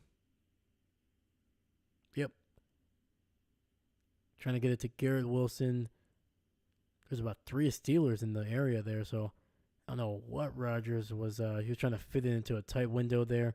Wilson, not aggressive enough, not getting a little too much depth there. But that was just a great play by the Pittsburgh Steelers. So now they have a chance at some points here. 115 gets it out quickly to Van Jefferson. And he's going to get a first down, gain of about 13 on the play. Clock is going to be under 60 seconds. Ball is at the 43-yard line. Russell Wilson in the shotgun, 3 receivers to his left. It's going to be a run up the middle. Gain of 3, ball at the 40.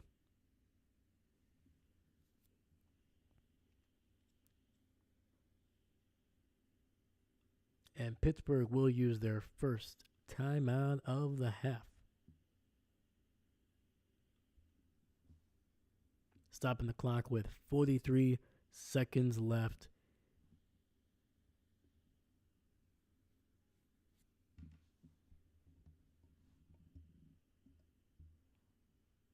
And Seastrom, what's Texas A&M's record right now?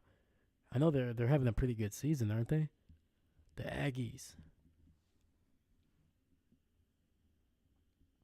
And shout out to the Aggies for giving the Green Bay Packers Edgerrin Cooper, man. That dude has been phenomenal this season. So 2nd and 7, Wilson dropping back, throwing deep down to the right, and he is not going to be able to connect with George Pickens, but there is going to be a flag on the field. And this time I believe they're going to get Sauce Gardner on pass interference.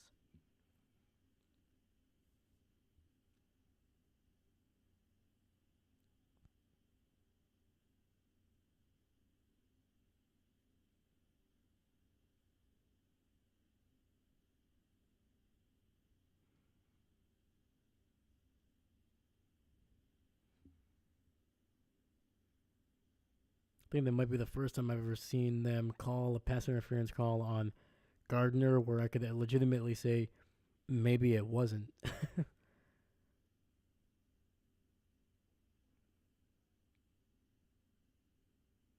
Sauce Gardner coming up a little bit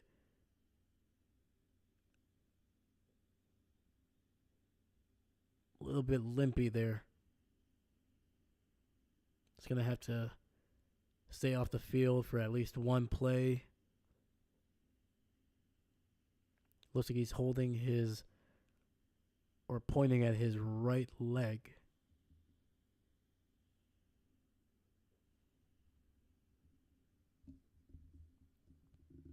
Rodgers again looking like a Jets quarterback on the bench, just in his head, contemplating what has happened. So 37 seconds left. First and 10, ball at the 11. Wilson scrambling and throws the ball down on the field, and it's going to be incomplete, throwing it literally on top of the shoelaces of his running back.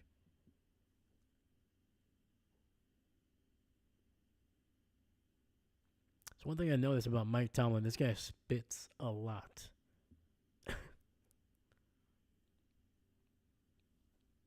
My dude needs a Gatorade, man. He's got some dry mouth. So 2nd and 10. In the shotgun, 3 receivers bunched up on the left side. Jets send 4. It's going to be a throw to George Pickens, and that's going to be a touchdown for the Pittsburgh Steelers. It looks like there might be a flag.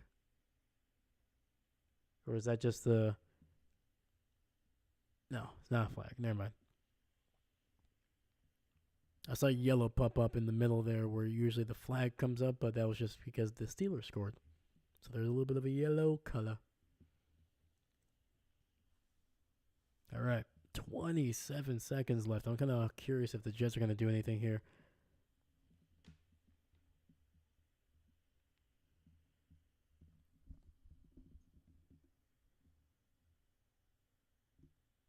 And the extra point is good.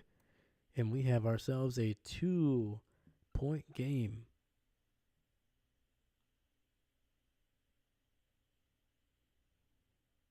So Pittsburgh able to capitalize on the Aaron Rodgers touchdown and get their first, Aaron Rodgers interception and get their first touchdown of the game.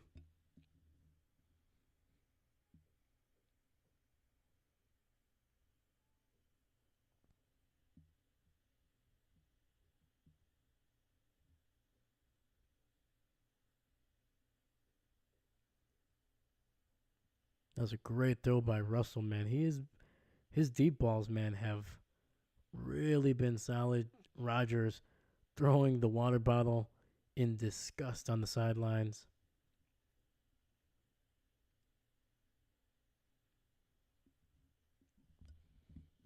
Ooh, baby. It looks like we might actually get ourselves a fun primetime game here. For a second there, I thought the Jets were going to run away with it, man. They were looking a little good, a little too good on offense here. Jets are going to return this one at the 15 to the 20, and he's going to be wrapped up at the 21. Davis nearly gets snapped in half. Holy cow.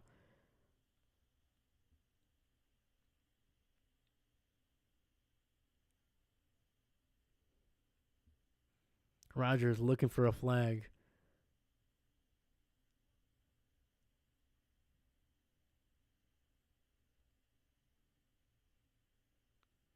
Oh, no. Sorry, that was and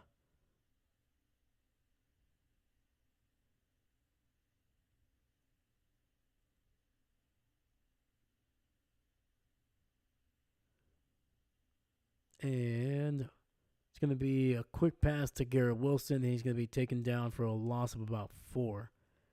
So the reason Albrecht tried to throw the challenge flag just before the Jets threw a touchdown is because Rodgers was motioning to the sideline to challenge it. So Rodgers almost screwed Rodgers on that one. If you're a WWE fan, you probably know that reference. Brett screwed Brett. And all right, after that 4-yard loss to Garrett Wilson, we're going to be heading to halftime with the score Pittsburgh 13, the New York Green Bay Packers 15.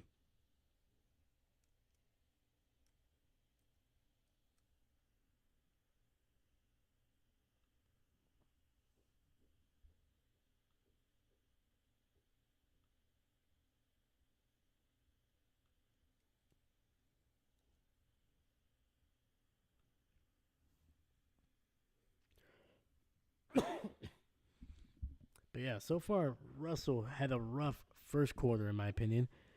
Very, very inconsistent. I think he started out 2 of 9 at one point, but in this second half, you can clearly see what Tomlin was trying to look for. He's trying to look for a guy that can throw the ball deep down the field on a consistent basis.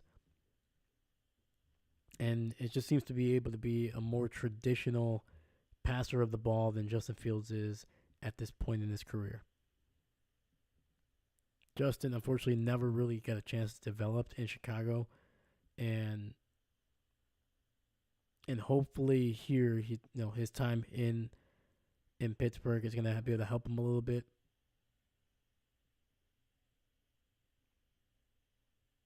But Russell, man, he had a good second quarter, and if he can continue that, I think they're gonna be able to make this game a little bit more frustrating for the Jets and Aaron Rodgers, because I think he's so focused on making a big explosive play.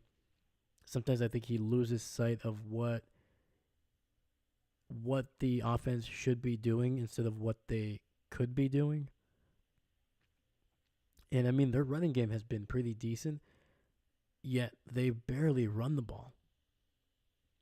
And don't get me wrong, the Jets are not a very good running team, but they've been able to run the ball fairly decently in this game. But Rodgers, they seem to be passing more and more. They're trying to make sure that they get the ball down the field quickly, big explosive plays with Davante, with Garrett Wilson. And I don't know, man. This Jets team it wasn't just one player away from being good at passing the ball. That was never the case. Even with Davante here, I think they are still a team that should be relying more on their running game and trying to get that fixed up than trying to throw the ball, 10, 15, 20 yards down the field. They just don't have the offensive line to be able to hold up in the passing and pass protection to what Rodgers wants to do. They don't have the players there, but they could have the players to run the ball. They have two decent running backs, in my opinion, and they should be able to start using these receivers a little bit more creatively, especially a guy like Garrett Wilson, Xavier Gibson as well. So hopefully the Jets can do that in the second half. Otherwise, if they continue to do what they do, I don't know what they're going to accomplish. They're just doing the same thing over and over again.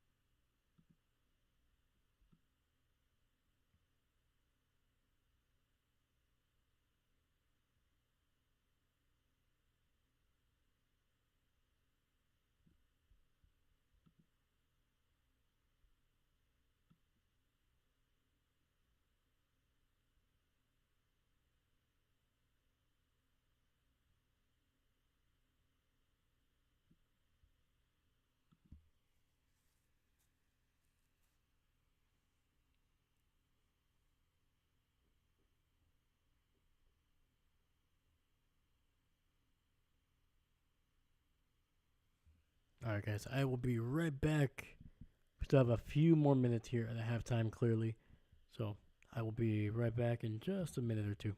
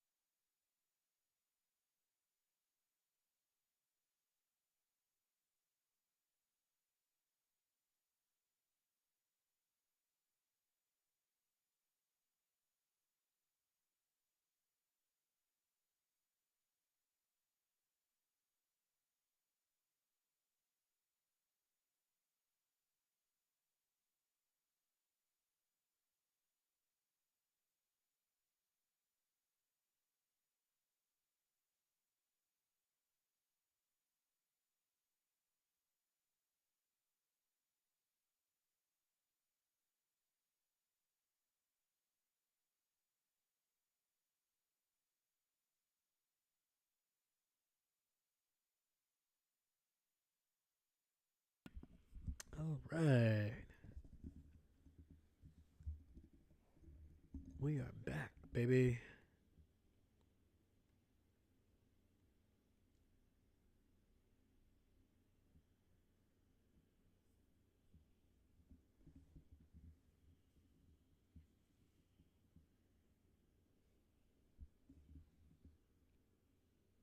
Yeah, man. Continuing talking about this game. So far, it's been it's been a little bit up and down for both teams. Not that you can tell that there's not consistency on that offense yet. The Jets had a nice little end to the first quarter, beginning to the second, but then kind of dried up a little bit there. And then the Steelers able to capitalize on the interception that Rodgers was trying to throw, kind of force, in my opinion, to Garrett Wilson. And Russell Wilson, dude, just he's looking more and more comfortable in the pocket, especially throwing it downfield. And that is one thing just from watching some of the highlights, and even if any of you guys watch Brandon Perno, that's Good Sports. His biggest thing was with Wilson, his ability to throw down the field has always been something that's been there. But there were so few opportunities in Denver to throw the ball down the field. He really had the receivers. He never seemed to be too comfortable, always trying to scramble but never try to get yardage, and was so quick to just throw the ball away. And that's what we saw early on. As soon as there was any kind of pressure, Wilson just threw the ball away. Now he's scrambling, buying time with it, and being willing to throw the ball down the field. I think he's trusting his arm. I think he's trusting his offensive line a little bit. And if they can keep that going, man, I do believe that they can beat the Jets. I don't think the Jets are going to be just putting up, 30, 40 points on teams all of a sudden because they have Davante. I think this is going to be a very similar Jets team that we've seen. Could they get better? Sure. But I don't think they're going to be significantly better. The Jets defense has looked mortal throughout parts of this season. They started out really well on the first 2 or 3 games, but then over the last month, they have still been the better part of this team, but they haven't looked as dominant as they looked over the last few years under Robert Saleh. And I'm not saying them firing Saleh is a big reason for this. I mean, once again, they were looking a little bit more susceptible to some big plays even when Saleh was there. But I don't know if maybe because there's one less voice in the room for the defense, but it just looks a little bit more susceptible to some big explosive plays. And I think if the Steelers and Wilson can take advantage of that, then they have an opportunity to win this game and win it convincingly, in my opinion. But I think the big thing is Breece Hall, man. He has looked great in this game. I think he is the leading receiver or leading player in reception yards in this game. So I'm looking for him to get more involved in the passing game and potentially opening up some lanes for him, man. That's what they really need to do. If they want to keep this Steeler offense off the field, break up that momentum that they have, keep them kind of cold. They're going to have to be willing to run the ball. They have to be patient. Rodgers is not a patient person. He didn't like to run the ball a whole lot in Green Bay. He was willing to change it because he felt he could get it with his arm. So they need to be able to swallow some pride and be able to run the ball. See if they can.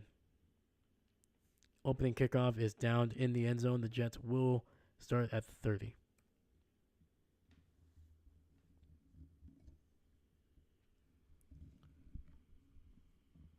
Also, the 15 points that they scored is the second most that they had coming into the half.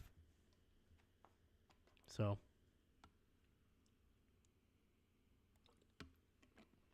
that should tell you how this offense has struggled to put up points in the game. All right, ball at the 30. Rodgers in the shotgun. 2 receivers stacked up on the right. And they're going to blow this play dead. And it's going to be a false start for the Jets. It's going to be on this receiver. One of the guys on the right side here. Definitely moved. That's Garrett Wilson. Yep.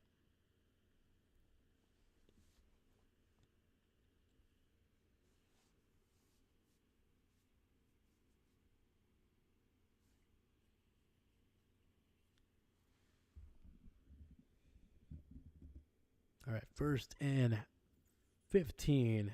Rodgers, shotgun, pumps. Looking deep down the field. Finds Garrett Wilson, who will have enough for the first down. Gain of 17 for number 5.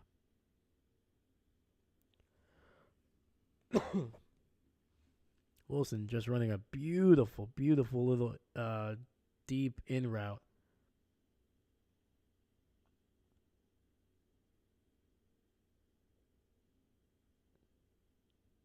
I know I never would have happened, but man, I would have loved for the Packers to trade for Garrett Wilson. Be like, hey, we'll give you Rodgers and Lazard for Garrett Wilson. It's gonna be a handoff to Brees Hall, and he's gonna go to the left side and gain nothing on the play.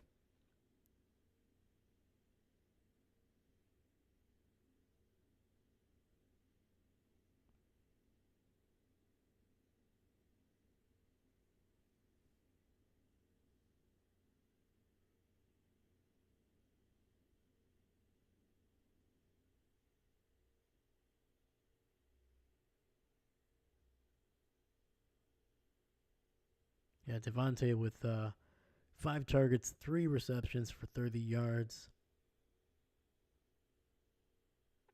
2nd and 10, ball at the 43, and that's another catch to Garrett Wilson.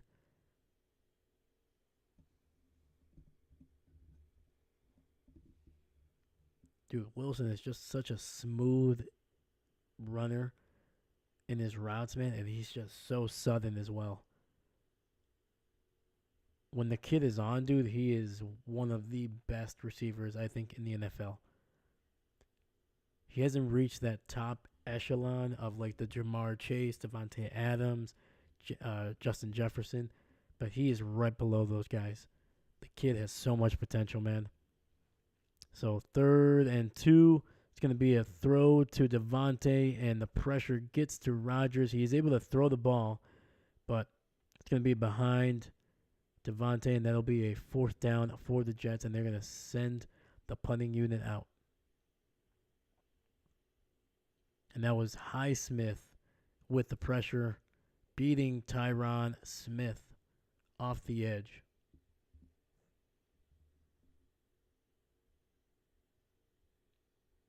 Jets punted away here.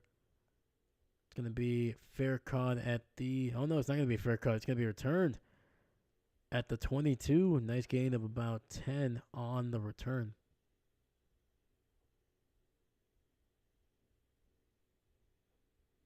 $12:41 left in the 3rd quarter here.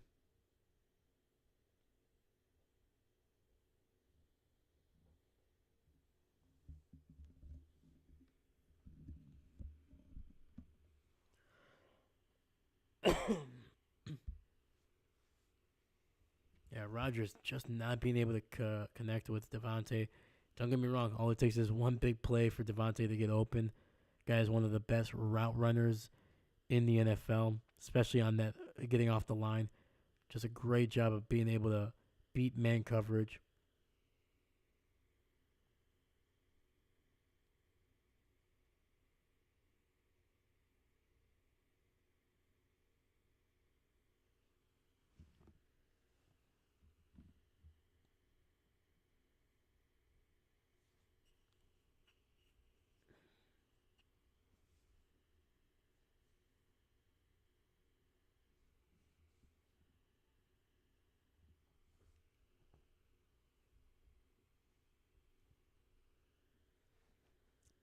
But bringing in Davante, obviously, I think the biggest potential improvement you're going to see is Garrett Wilson, not just by getting more space to be able to be not double teamed on a lot of plays, but I think you're going to see some growth from him in terms of his ability to, after he catches it, he's going to be able to have space.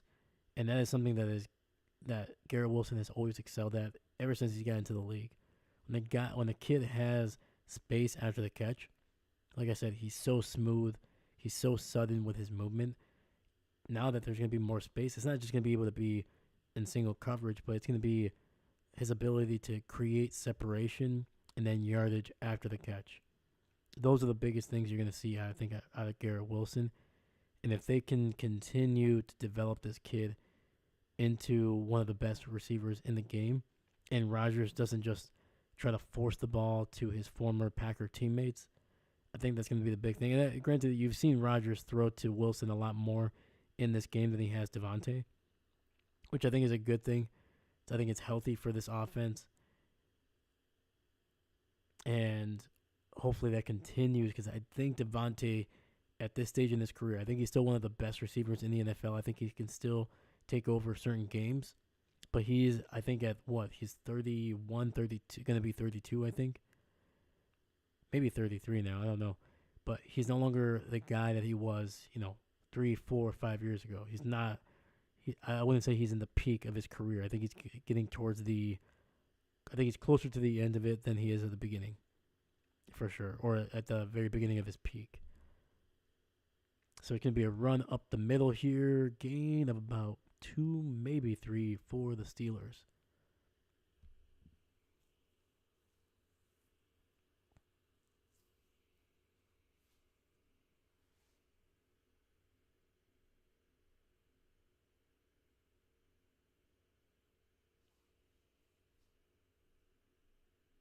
Wilson looking, gonna get the ball away, nearly picks it off. It's gonna be incomplete.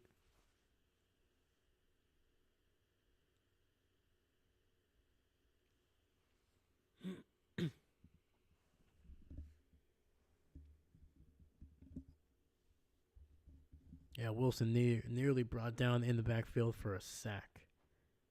But it'll be 3rd and 7. 3 receivers stacked up tight to the line on the right side.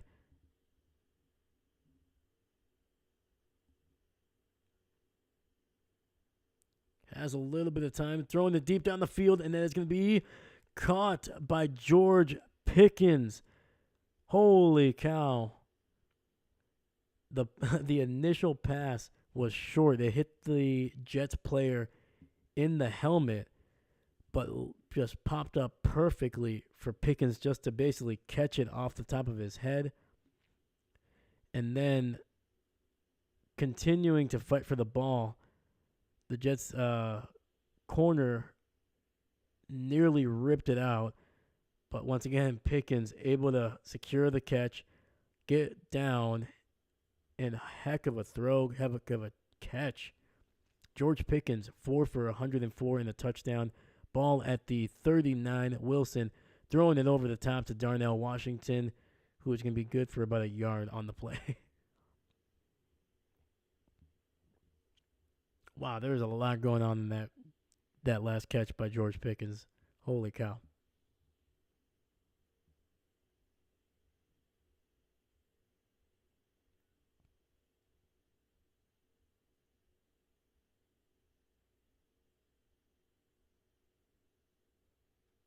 All right, 2nd and 9. Single running back in the backfield here. It's going to be Harris with the carry. Gain of about 4, maybe 5 on the play.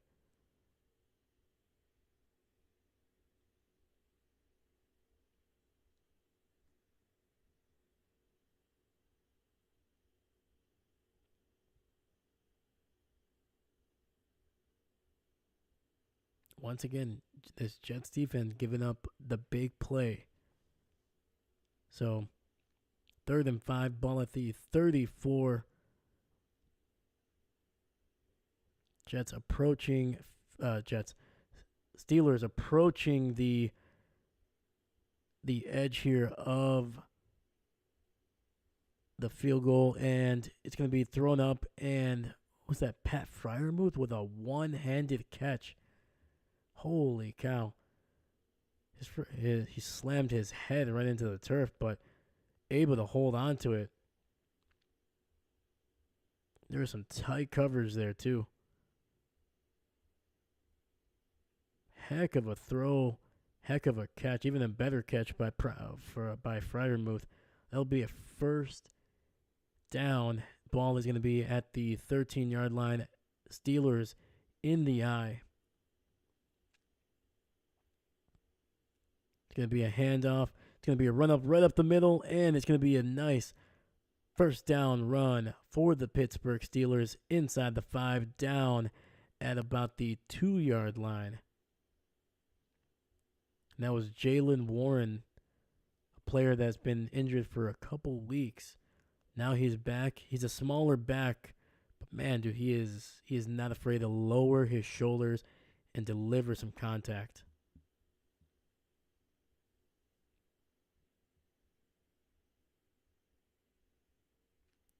All right, first and goal from the 3.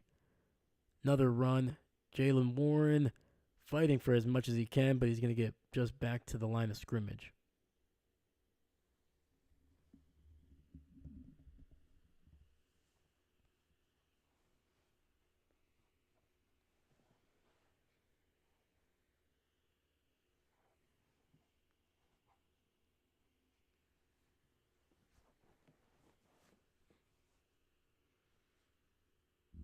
Clock is at 8:09, 8:08, 8:07, 8:06, 8:05. If you want to sync it up here, Pratt Fryermuth in motion to the right.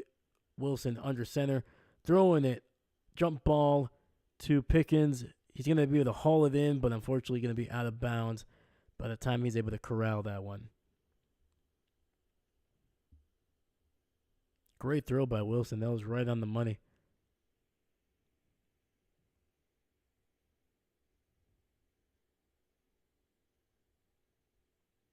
Not exactly sure how that's not pass interference by Sauce Gardner, but we're going to move on from that. The kid never gets seems to get many calls, many flags called his way. So 3rd and goal, Steelers. Again, still at the 3. Wilson looking, throwing it down the field, and it's going to be incomplete. Trying to get it to number 11 there, who got tripped up.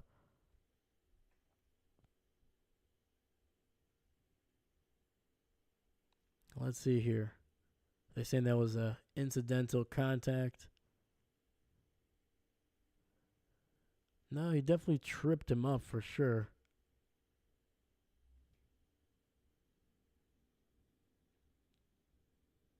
All right, Chris Boswell in to kick it.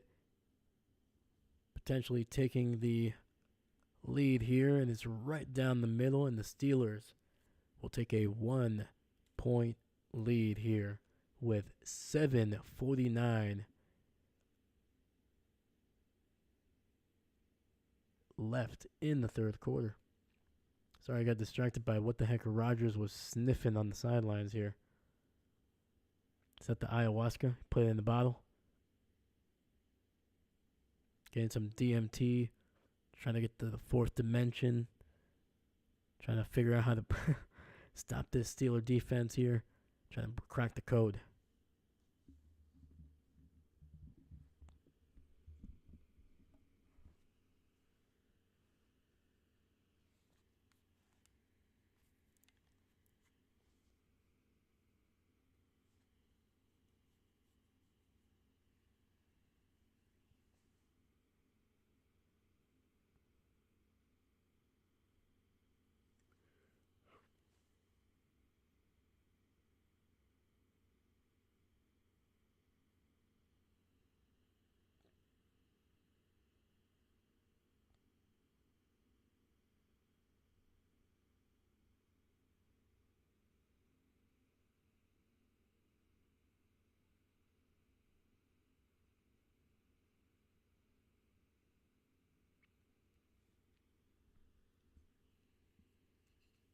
All right. So Steelers take the lead here. Jets needing to get back to some normalcy here. They once again didn't try to run the ball a whole lot after that first couple, I would say first couple plays. They just really started to try to throw down the field, trying to get those explosive plays. This hasn't been working. It's worked for the Steelers so far. And when they were able to get down the field, their running game opened up. And I think it's a formula that the Jets need to follow. Need to follow the Steelers kind of move here. If they can't get anything deep down the field, try to establish a little bit of the run, maybe some stuff underneath, and just get it going, man.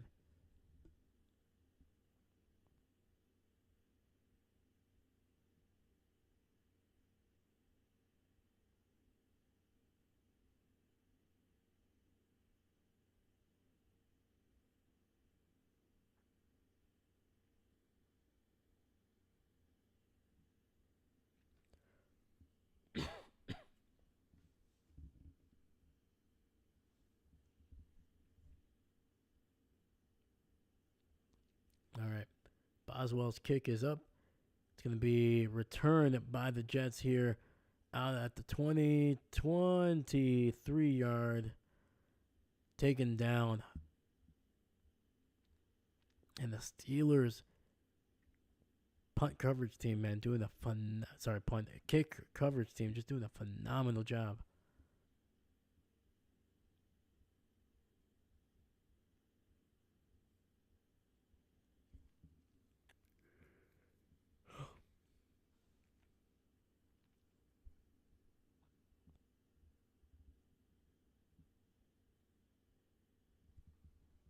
All right, Rodgers in the shotgun, dumping it down to his receiver, Brees Hall, and it's going to be incomplete.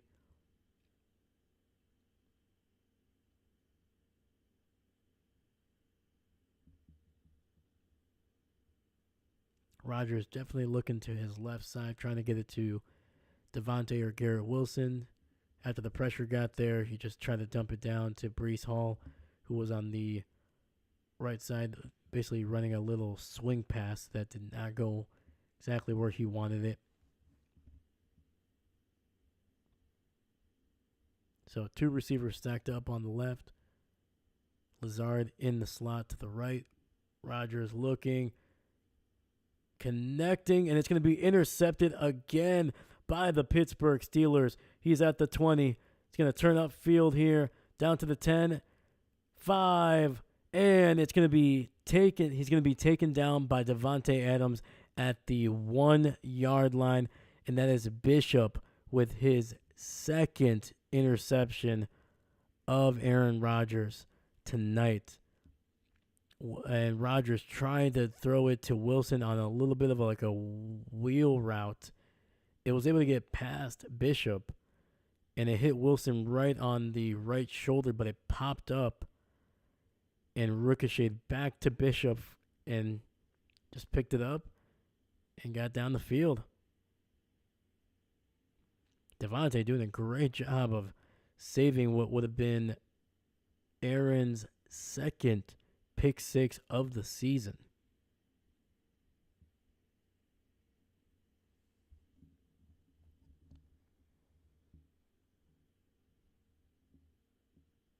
And the Steelers with a big opportunity here to potentially take an 8-point lead with a touchdown and an extra point. If they go for 2 and they get it, they can make it a 9-2 possession game. Yeah, that thing just smacked Wilson right, basically just below his shoulder. Sorry, below his shoulder. Below his face mask. And we have a Jets player down on the sidelines.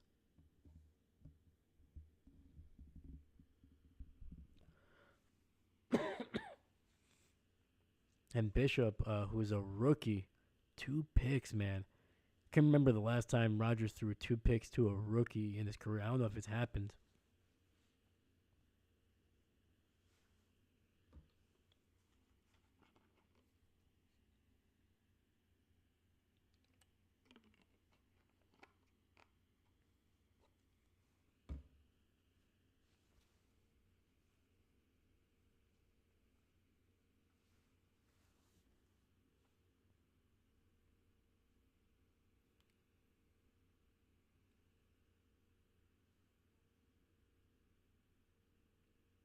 But yeah, once again, the throw was solid by Wilson, by Rodgers.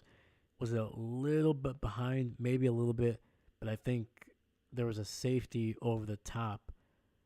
So Rodgers was trying to make sure that he didn't lead Wilson into just getting blown up. So it was a great throw, but Wilson just unable to kind of keep his concentration. I think he thought it was going to be tipped by Bishop, who nearly got a finger on it. Bishop was underneath there, but after it got past him, Wilson unable to get his hands up in time to catch it, bounced basically right off his face mask, just below around the shoulder, and it just ricocheted backwards in where Bishop was.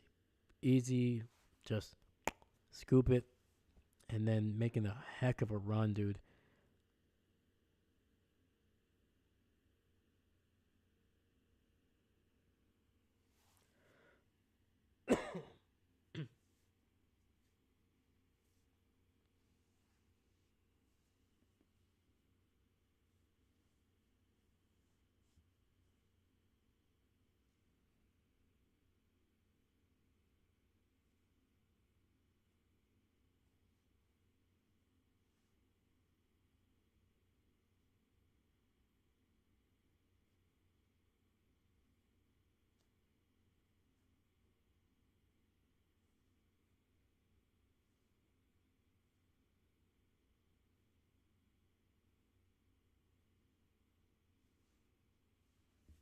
All right, 7:22 left in this game, and oh man, it's not looking good here.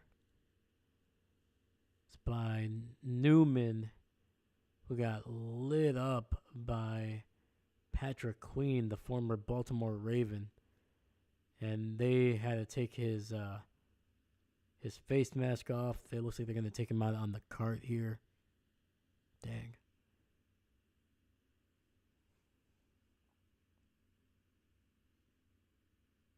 So it's gonna continue the commercial break here, but not good. Hopefully Newman gets healthy, man.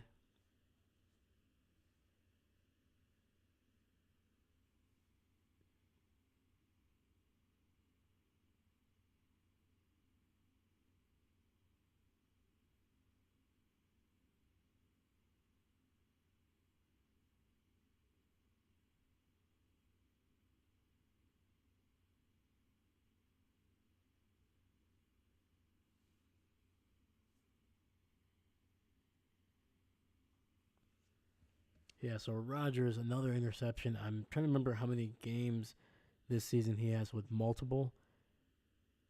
I know he had three against the Vikings, and I think he had one more early this season as well, potentially, because I think he just threw his seventh interception of the season. Might be eight. I don't know.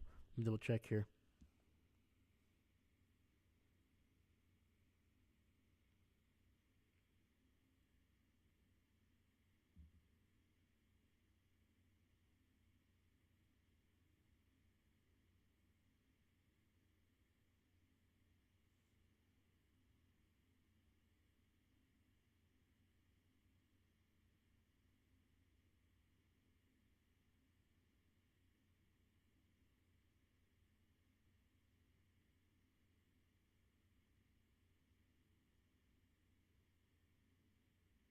So he's thrown all of his picks in the last three games. He had three against Minnesota, one against the Bills, and then obviously two tonight.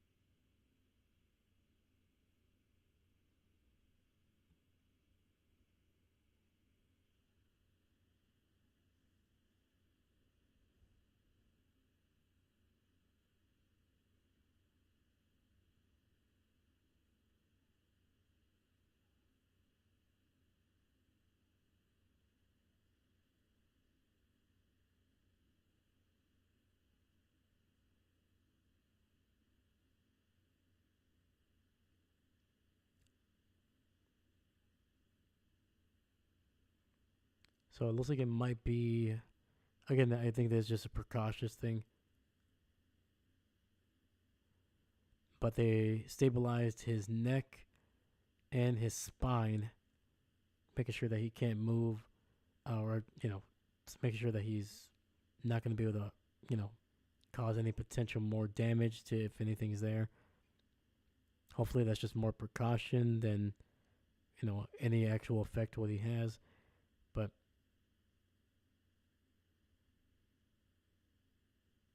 again, we're going to go back to a commercial break here. They're kind of struggling to get him onto the cart here. Again, Newman is an offensive lineman, a big guy here. So, yeah, man, for a guy that big to take a shot like that, man, that's stinks, man. Hopefully he can come back at some point in his career and he can be healthy.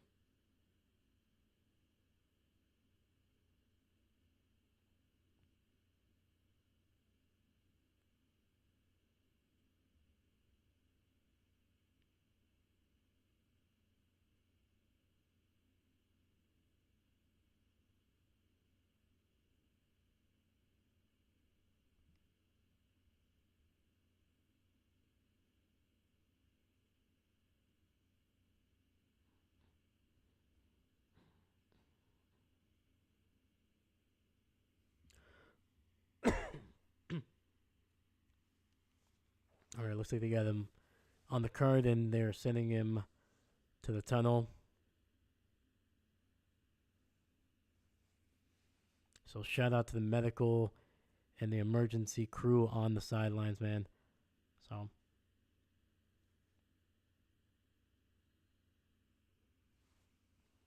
back to football. Obviously, after the interception and return, Steelers have a big opportunity here. Ball is at the 1.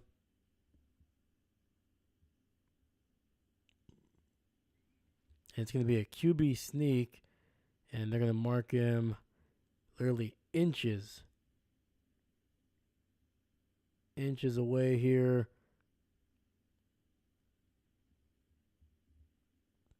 And they're looking, and it's going to be a touchdown for the Pittsburgh Steelers.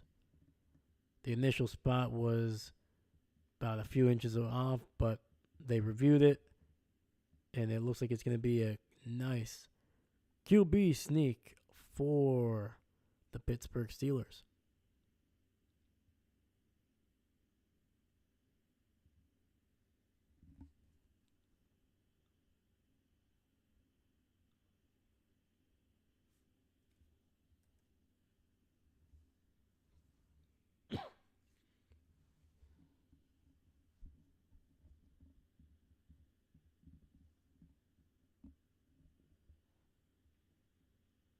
.704 left in the third quarter.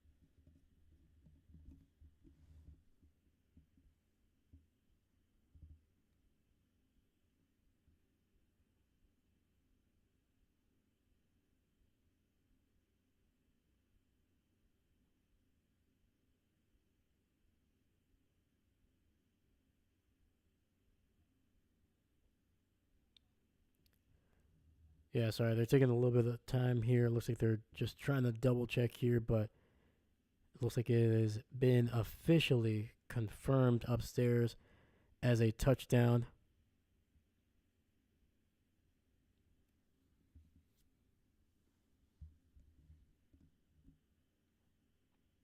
Boswell in for the extra point. Kick is down, up, and it's good. And the Pittsburgh Steelers take a 8-point lead. They also adjusted the clock to 7:15.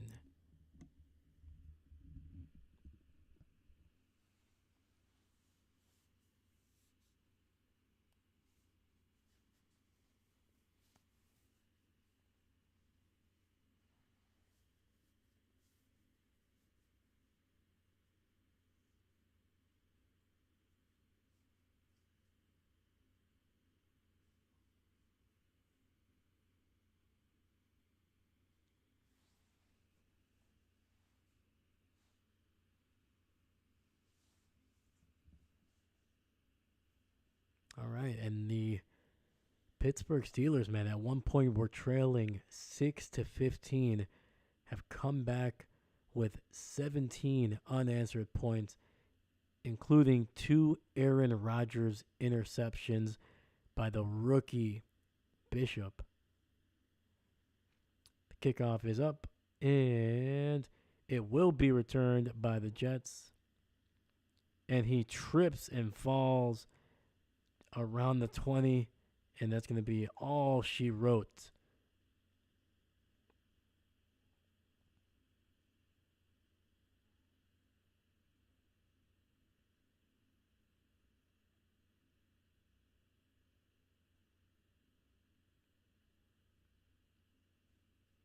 It looks like he's going to be spotted around the 26-yard line.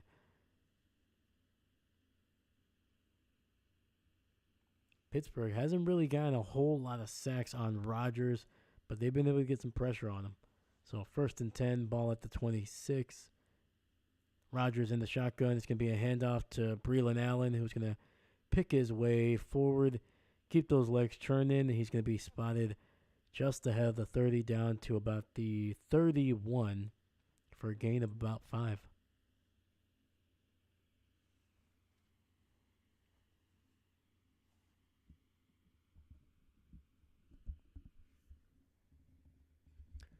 All right. So with the injury to Vera Tucker, they're going to bring in the backup guard, who is going to be very familiar to not only Aaron Rodgers, but some Green Bay fans who are a little too obsessive about the team. And that's going to be Jake Hansen, the 6th-round draft pick out of Oregon.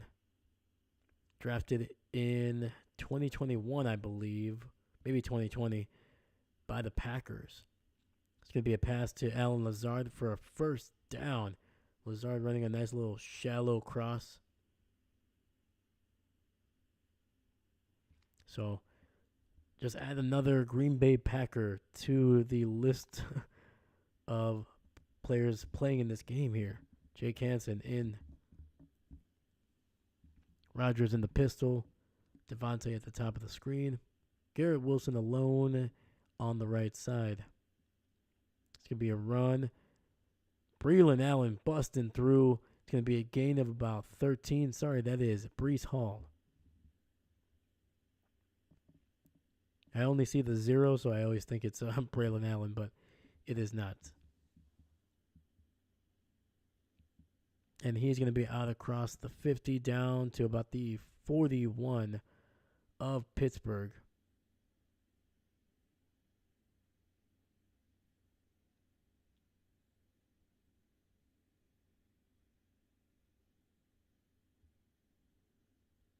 Again, the Jets doing a great job right now of establishing the run. Fakes the handoff, and it's going to throw it up over the head of Breece Hall. And it's going to be incomplete.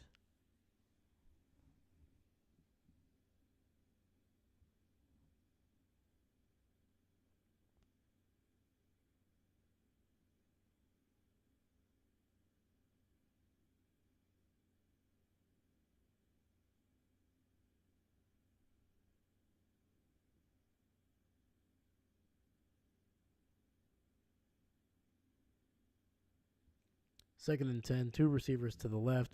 Rodgers in the shotgun. Davante at the bottom of the screen. It's going to be a handoff this time to the rookie Breland Allen. Gain of about 3 or 4.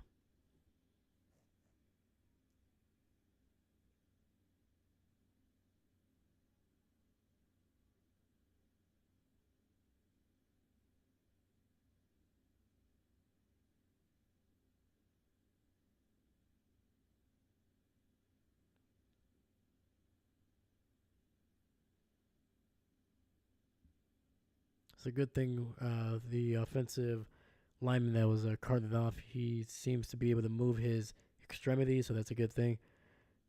And Pittsburgh sending the pressure. They get it out to Breece Hall, and it's going to be a gain of about 5. It's going to be about a yard short of the first down.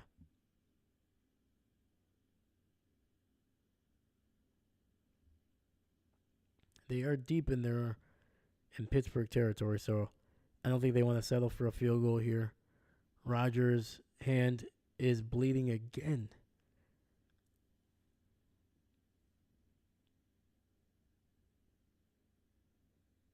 So it'll be 4th and 1. Jets are going for it. Empty set. Davante in the slot to the left. Lazard outside to the right. It's going to be a quick throw right up the middle, and that is Mike Williams.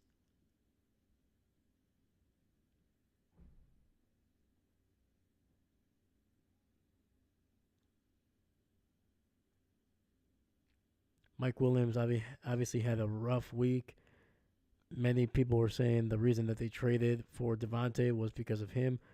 I think regardless of that game, I think they're going to trade for Davante. The only difference is how fast they were going to trade for him and how much they were going to give it away. I think that's the only difference, even if Mike was able to catch it. Fakes the handoff. Rodgers rolling to his right and unable to connect with Garrett Wilson. Trying to keep his toes in bounds inside the 5, and it'll be an incomplete pass. And Rodgers, man, that blood is flowing, dude. Holy cow. This looks like a hardcore match between Edge and Mick Foley right now.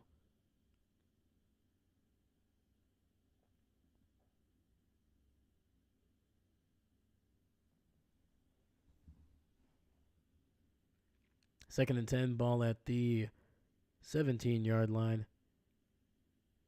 Rodgers in the pistols, Davante in the slot to the right, and Rodgers having to use the Jets' first timeout of the half. There is a flag on the field, but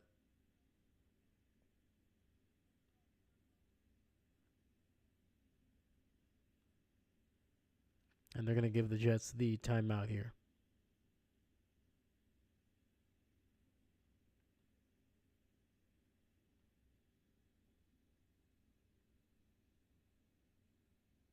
Man, they gave him a full second here.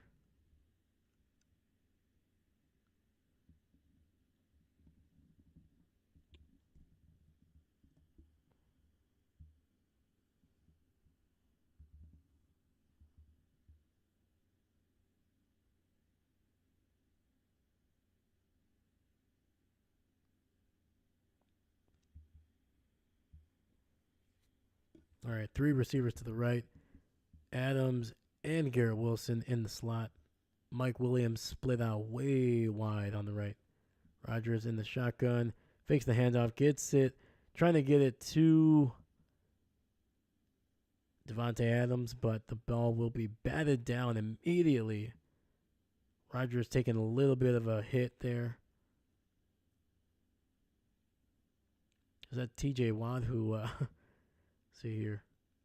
TJ Watt beat the right tackle, passed the ball down, and he took a little bit of a hit on Rodgers.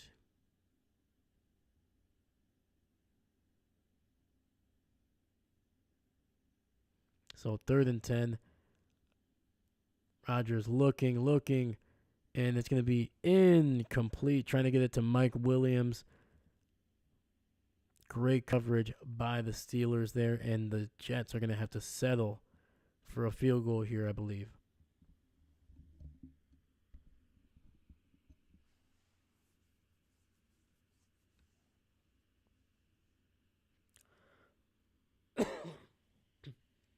Greg Zuerlein just 8 of 12, 67%, the lowest percentage in the NFL.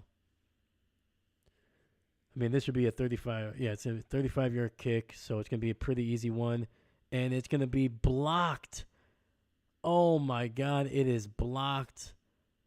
And Zuerlein, 8 for 13, and that percentage is going to go even lower. And the Jets come up empty-handed. And look at this. Look at that. The special teams, they are fired up. They're celebrating with the special teams coach on the sidelines. This guy looks like a Pittsburgh dude. Holy cow. Just a great job. There's 3 guys clogging up that middle lane, And heck of a play.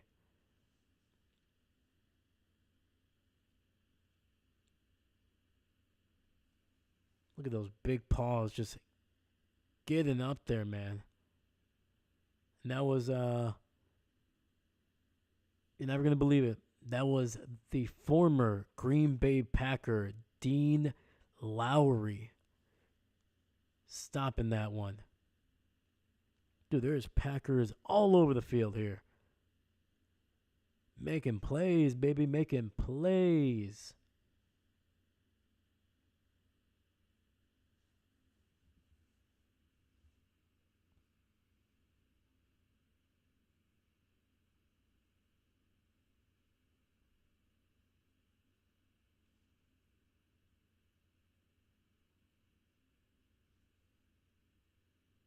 Oh, I love it, man. I love it. I love it when you see a coach, man, just getting some love from his team. Heck yeah. So 1st and 10, ball at the 25 for Pittsburgh. They are in the eye. Fakes the handoff. Russell looking, getting it to Darnell Washington after a gain of about 2.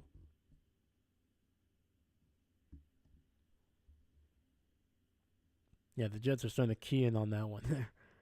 Fake the handoff. Try to dump it over the top to your tight end for maybe a catch and run of a couple yards. Looks like they're keying in on that one.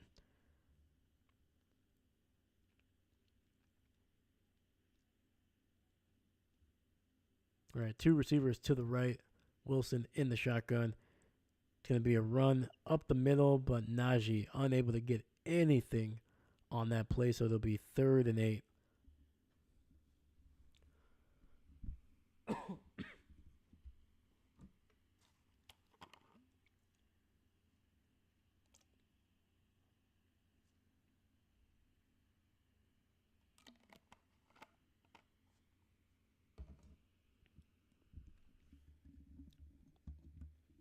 Three receivers bunched up on the right. Jalen Warren in the backfield with Wilson in the shotgun.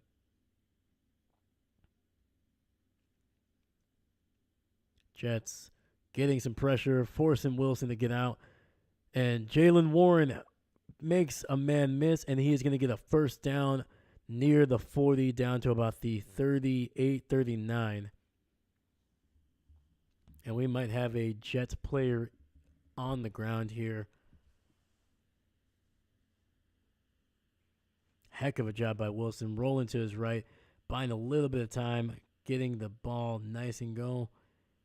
And yeah, it looks like there's a, trying to see here what number that is on the Jets.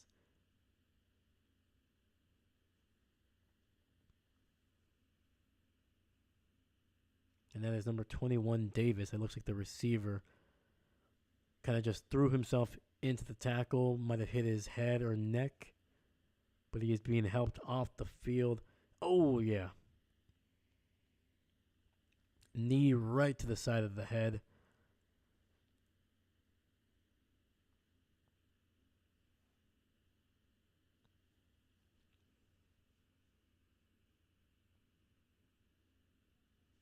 Clock is back on, so it's going to be under 60 seconds here.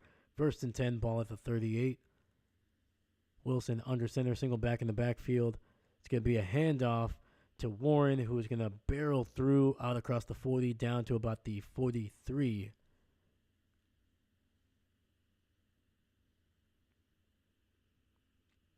So far, Jalen Warren, the more effective of the two backs, at least on the traditional runs right up the middle. Again, he's a smaller back than Najee Harris, but once again, he's just so. I mean, the fact that he's smaller might be hard.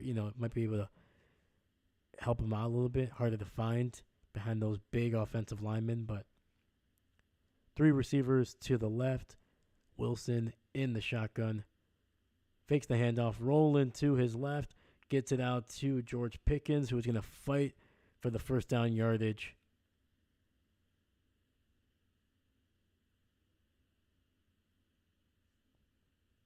And that is going to be the end of the third quarter.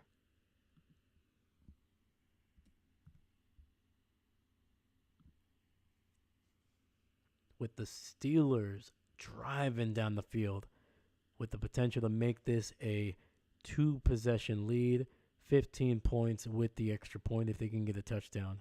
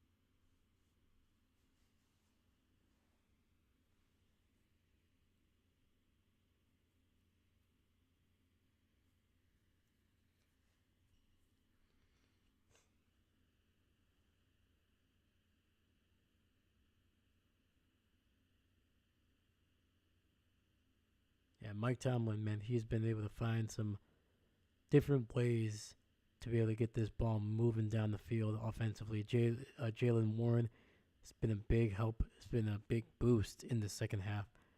Najee wasn't really much of a factor in the passing game, but so far Jalen, man, he's only caught a handful of passes, but he's been able to. As soon as he gets turned around, man, he's just so quick to get to his top speed, and you can see that is the difference. Even as a running back right up the middle, he keeps those legs churning. Harris is just so ready to just leap into the air, which sounds great. It looks good, but when you get hit with a guy that's also running down the field that weighs just about as much, if not more than you, yeah, you jumping in the air is not gonna knock him back. There's not the WWE where they're just kind of boom, just dropping back. No, they're gonna smack you right in the head, and they're gonna bring you down, dude. You gotta keep your feet on the ground, run with some power. And I know Najee is more of a kind of sideline to sideline kind of guy, juke here, juke there, but so 1st and 10, ball at the 50. Wilson in the shotgun. 2 receivers stacked up to the right. It's going to be a quick Najee Harris in the open field down to the 30. 25, breaks the tackle, 20, and he's going to be inside the 20. And look at that. Just as I say, run with some purpose. Stayed on, kept both feet on the ground, or at least kept one foot on the ground. Didn't just jump into the air. Nice little juke move to get open. Cut inside. Just a great job by Najee Harris.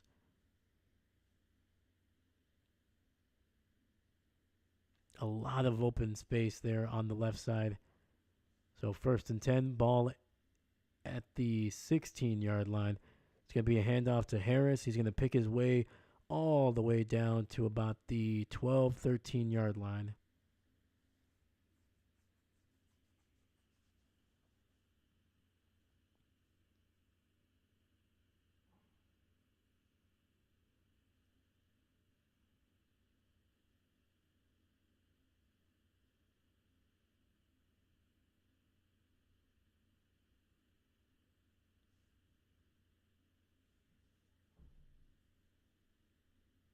Second and 6, ball at the roughly the middle of the 13 and 12-yard line.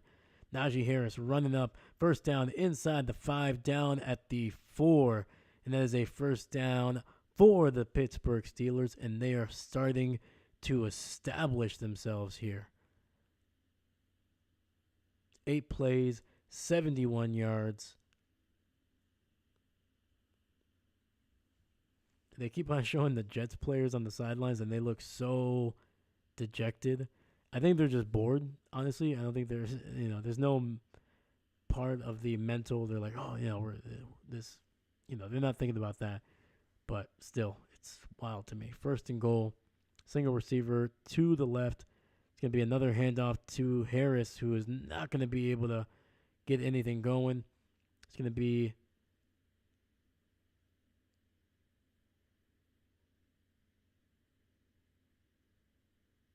so they blew the play dead before Harris was able to break the final tackle there. So no gain, 2nd and goal.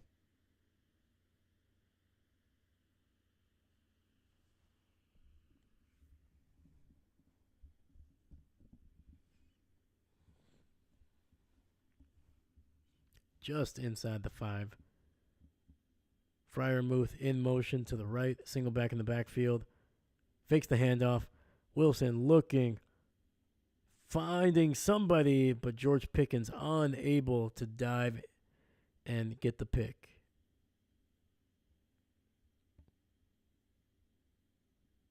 Sorry, I meant to say he couldn't pick it off the ground there, but that was Sauce Gardner on the coverage. Ooh.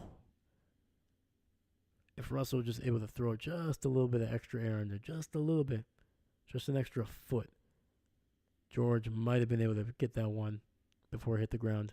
So 3rd and goal, 2 receivers to the right. Wilson in. It's going to find a wide open receiver, and that is Van Jefferson for the touchdown. Heck of a route there by Van Jefferson.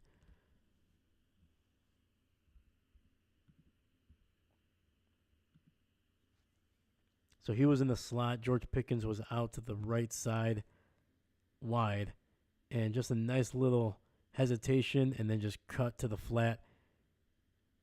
Easily just beat his man. And the extra point is up, and it is good.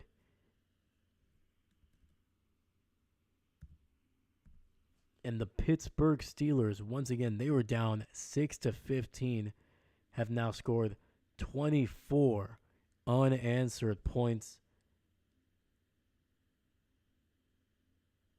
And they have doubled what the Jets have been able to put up. It is now 30-15.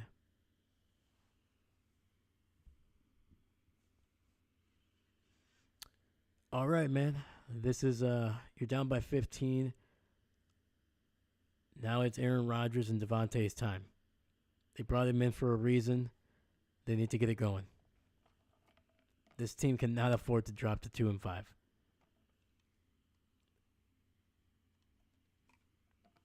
They are not good enough to drop to 2-5 and still make a big run.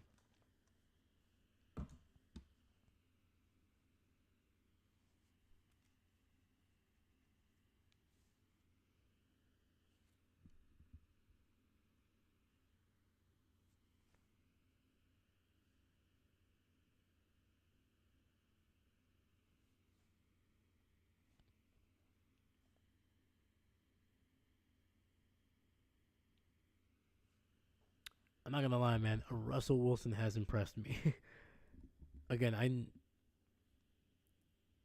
I knew that he was going to be able to, how should I say this? I knew he was going to be, once again, a more traditional passer than Justin Jefferson. That's the reason they made this decision. They wanted a guy who was going to be a little bit more consistent at getting the ball and distributing it to his receivers instead of basically hoping for a big explosive play down the field. Justin Fields is obviously the more explosive and more athletic of the two, but he is not a comfortable, more natural passer. Just has not developed into that. And Pittsburgh, Mike Tomlin, they like consistency. You know, they'll be willing to take, field goals as long as you're able to drive down the field, stay on the field after even after some long drives, give that defense a little bit more time to rest, give them in better field position. But Justin Fields, he was so erratic, man. It was up and down. Again, he was not turning the ball over a whole lot, but just the plays, the little things, those little dump downs for, 2 or 3 yards that gets you just ahead of the chains just a little bit here. Wilson seems to be the guy that they want to lead this offense because they want more consistency. They want the little things to be just a little bit easier. Can Justin Jefferson run the ball, break the pocket and make some plays? Absolutely. He's going to be a lot better than that than Wilson ever was, really. But they wanted a guy that is going to be able to just continue to lead, be consistent, week in and week out, drive in and drive out. So, I'm still surprised at how explosive Wilson has been. He has not looked this good in a while. It's going to be a handoff to Breece Hall, and he's going to be taken down in the backfield. Loss of about 2.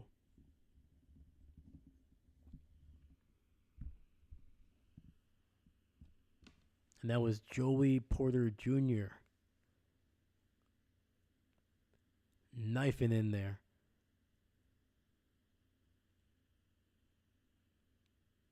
So 2nd and 11, and that's going to be a false start on the Jets, and things are getting worse. It's 11:40 left in this game. That is on Garrett Wilson.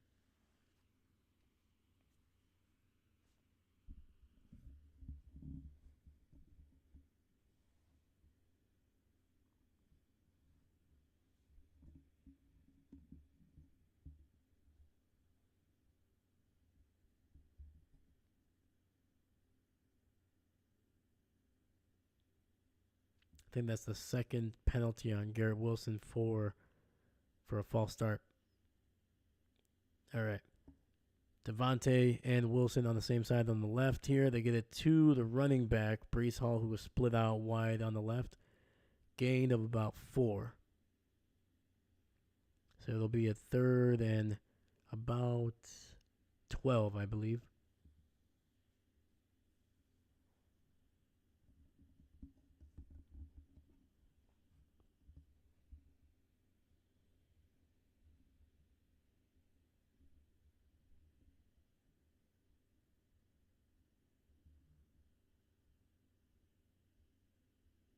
Two receivers stacked up on the right. Looks like Lazard and Adams. Rodgers looking, has time, throws it down the middle, and he finds Allen Lazard for a huge first down for the Jets.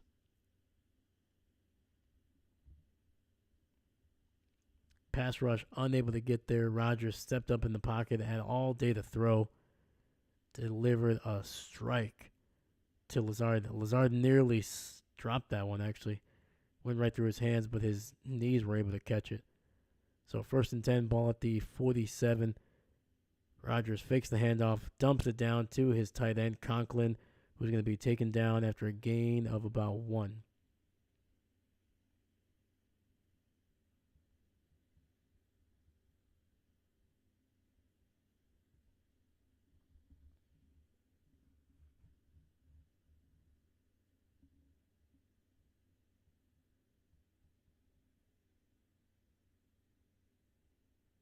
Clock is under 10 minutes.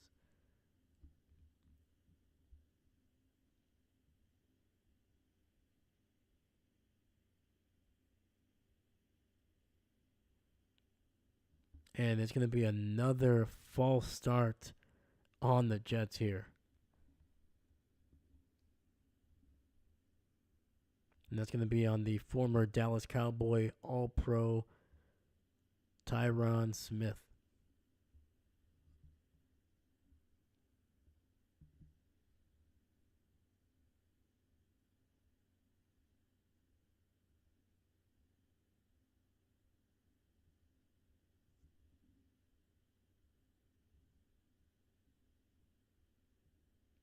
All right, 2 receivers to the left here. Rodgers looking, throwing quickly, gets it to Garrett Wilson, who breaks the tackle down at the 40, 35, and he's going to be taken down at the 31 after a huge catch and run.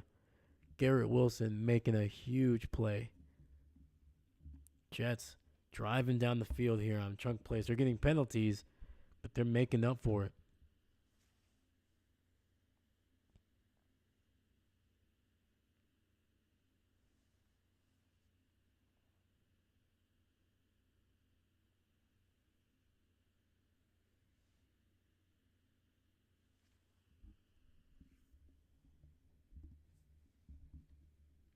Two receivers stacked up. Gets the ball out to Conklin, who is going to be taken down at the 25 after a gain of about 5 or 6 there.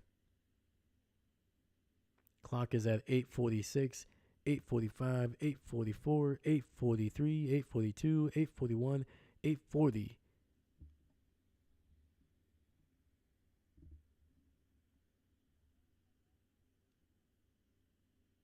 Pittsburgh showing pressure. They got 7 on the line. 2nd and 5. I'd be very surprised if they send everybody here. Rodgers has to get the ball out quickly, pressure in his face, and that's going to be Keanu Benton, the big man out of Wisconsin, batting that ball away. Rodgers trying to dump it down to Breece Hall underneath the coverage, but again, Keanu doing a great job.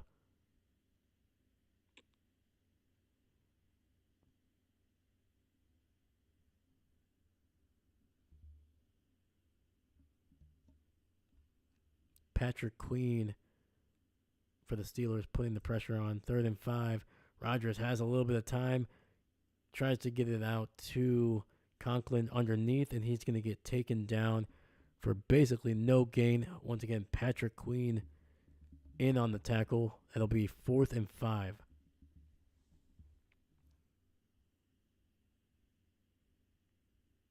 And Rodgers frustrated with his teammates, trying to get the Steelers in substitutions.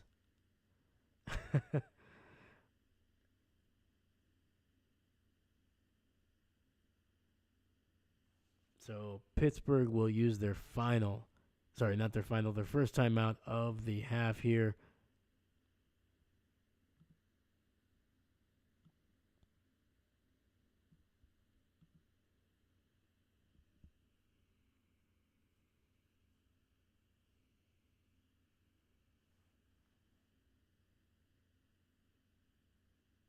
So it'll be 4th and 4, 7:56 left in this game. Huge play here. Especially the way that Pittsburgh has been able to move the ball, eat up some clock. This could be the Jets' final chance to really have a chance to make this a game. Empty set, Rodgers looking and unable to get the ball. It is batted down, and that'll be a turnover on downs. Rodgers frustrated. Great penetration. And that is Keanu Benton, the former Wisconsin Badger, once again getting up in the air, getting his big paws up there, and just smacking that pass down to the ground.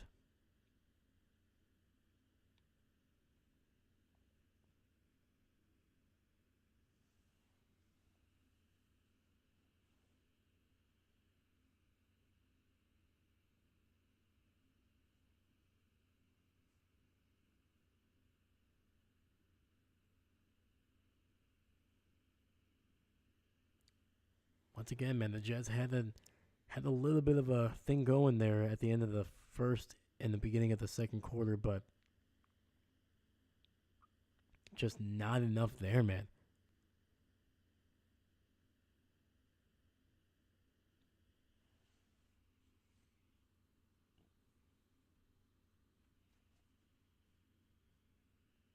Once again, this offense was missing more than just one very good to potentially great wide receiver.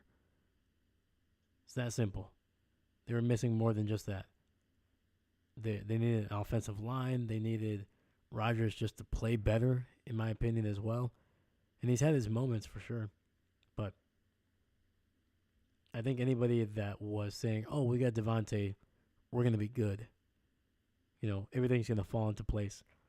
It's just not the case, man. And again, this is not an exaggeration. I'm not trying to say, oh, this is proof that no matter what happens, the Jets are going to lose. I just think that they're further away than they would want to admit. I think their defense is susceptible. We've seen that here. They got great players. They got Sauce Gardner. They got C.J. Mosley. They got a very good defensive front. But there's just some things lacking. They're lacking some depth in the secondary.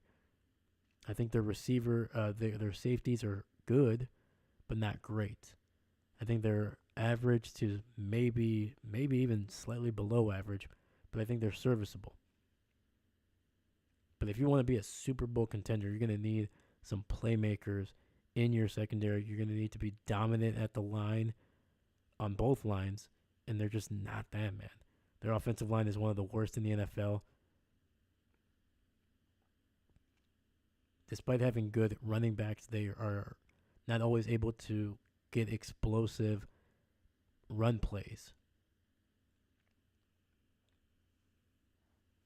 So 7:53, Pittsburgh takes over the ball at the 25. Wilson under center, single back in the backfield. It's going to be a handoff. Najee taken down. Oh, no. He's going to be able to fight to get back to the line of scrimmage.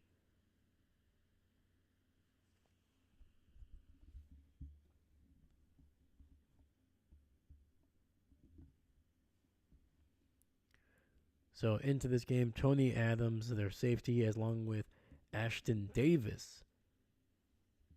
Both of those guys are either questionable or most likely going to be out for the rest of this game.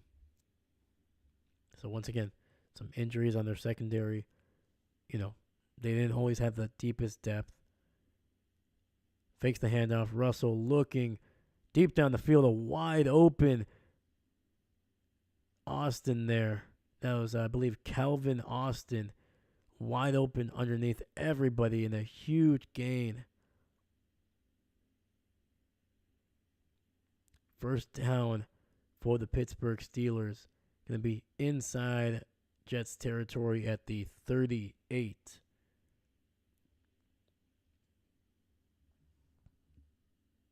Let's see, what was Austin running? Just a nice little shallow crossing route. Completely got away from his man. He was wide open. There was not a Jet within, I would say, 15, almost 20 yards of him, man. Holy cow. Run up the middle here. Najee gets to the 35.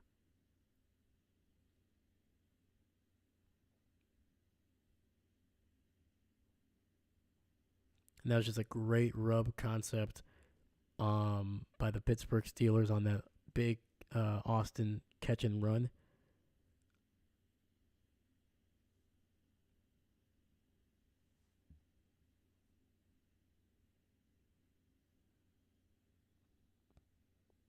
Clock is under 6 minutes here.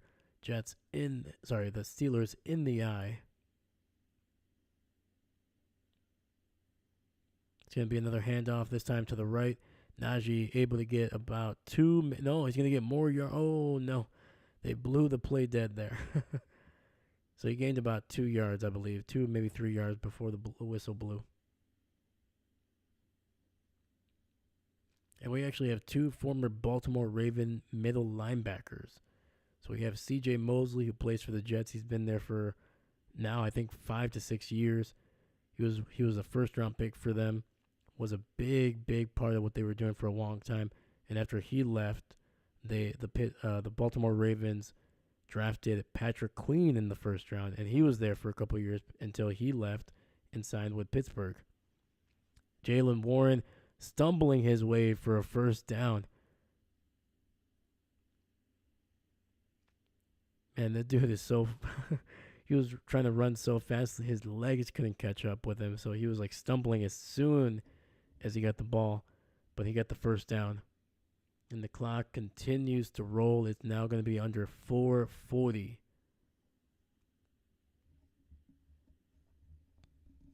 And even if Pittsburgh can only get a field goal here, this will make it an 18-point lead and a 3-possession lead.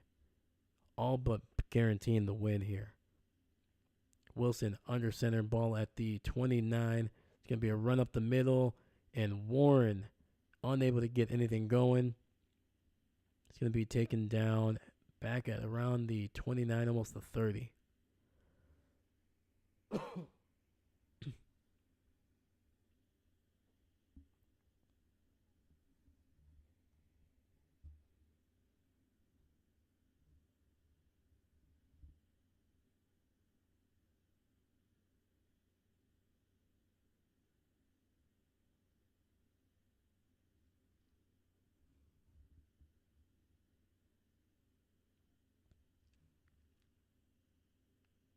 All right. Under center, toss to the left. Warren with space, and he's going to be out across the, looks like around the 20.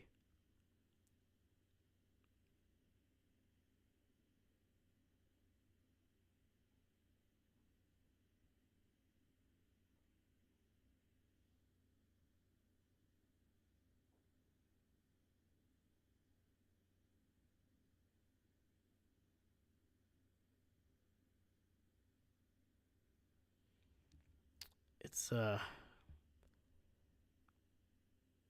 don't know what's going to take for the Jets, man. I really don't. It's a I think it sounded as dramatic and even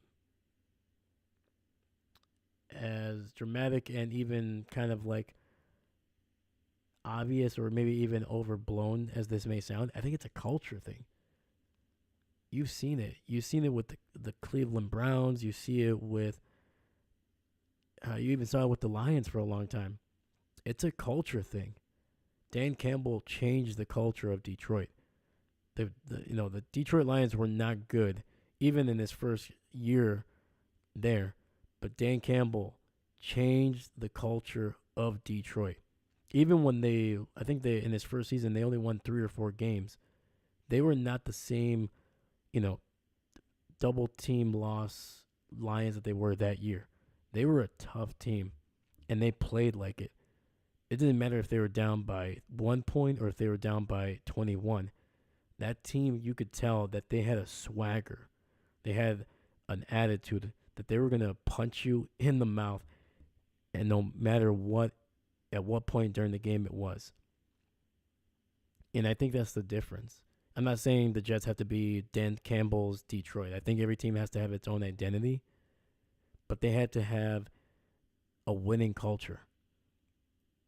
Like, if you look at the Steelers right now, the Steelers have not been amazing with Mike Tomlin over the last 7 to 8 years. But he gets them to the playoffs. He gets them to win games. Even if they look like one of the worst teams in the NFL, somehow he's always able to get to 9 to 10 wins, get them usually into the playoffs. And as fans, we're like, oh yeah, they made the playoffs. Who cares? That matters, man. That really does matter, because if you can get to the playoffs, you have a chance to make a run. And I'm going to use the Packers as an example.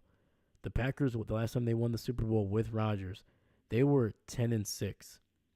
At one point, they were 8-6 with a chance. They needed to win every game, their final 2 games, just to even have a chance to make it to the playoffs. And they beat the Giants after Rodgers came back from a concussion. Then they beat the Bears barely to get into the playoffs. And then you could see that momentum. You could see what Mike McCarthy and that defense were able to build, along with that offense that was up and coming with Rodgers, Jordy Nelson, Donald Driver, Greg Jennings. I was going to say Jermichael Finley, but I think he was injured that year. And the big thing, too, with James Starks, he started against the Philadelphia Eagles in the wild card. They started running the ball a lot more. And you could tell that the Packers were feeling that they were not just happy to be there. And they were able to make a run. They beat the Eagles. They beat Atlanta at home. They beat the Bears in the NFC Championship. And then they took on this exact Pittsburgh Steelers team with Mike Tomlin, with Ben Roethlisberger, who had already won 2 Super Bowls 5 years prior, or the previous 5 years. And they were able to win that one, and that's what you need. You need a culture. You need to be able to get hot at the right time, and the Jets don't have that. When you fire your head coach, I'm sorry, but that means that your culture wasn't good enough. And you can fire the head coach if you want, but if you do an internal hire, it's the same culture. It's the same playbook. It's basically the same stuff. If it didn't work before, it's sure as heck not going to work with a slightly different, worse flavor.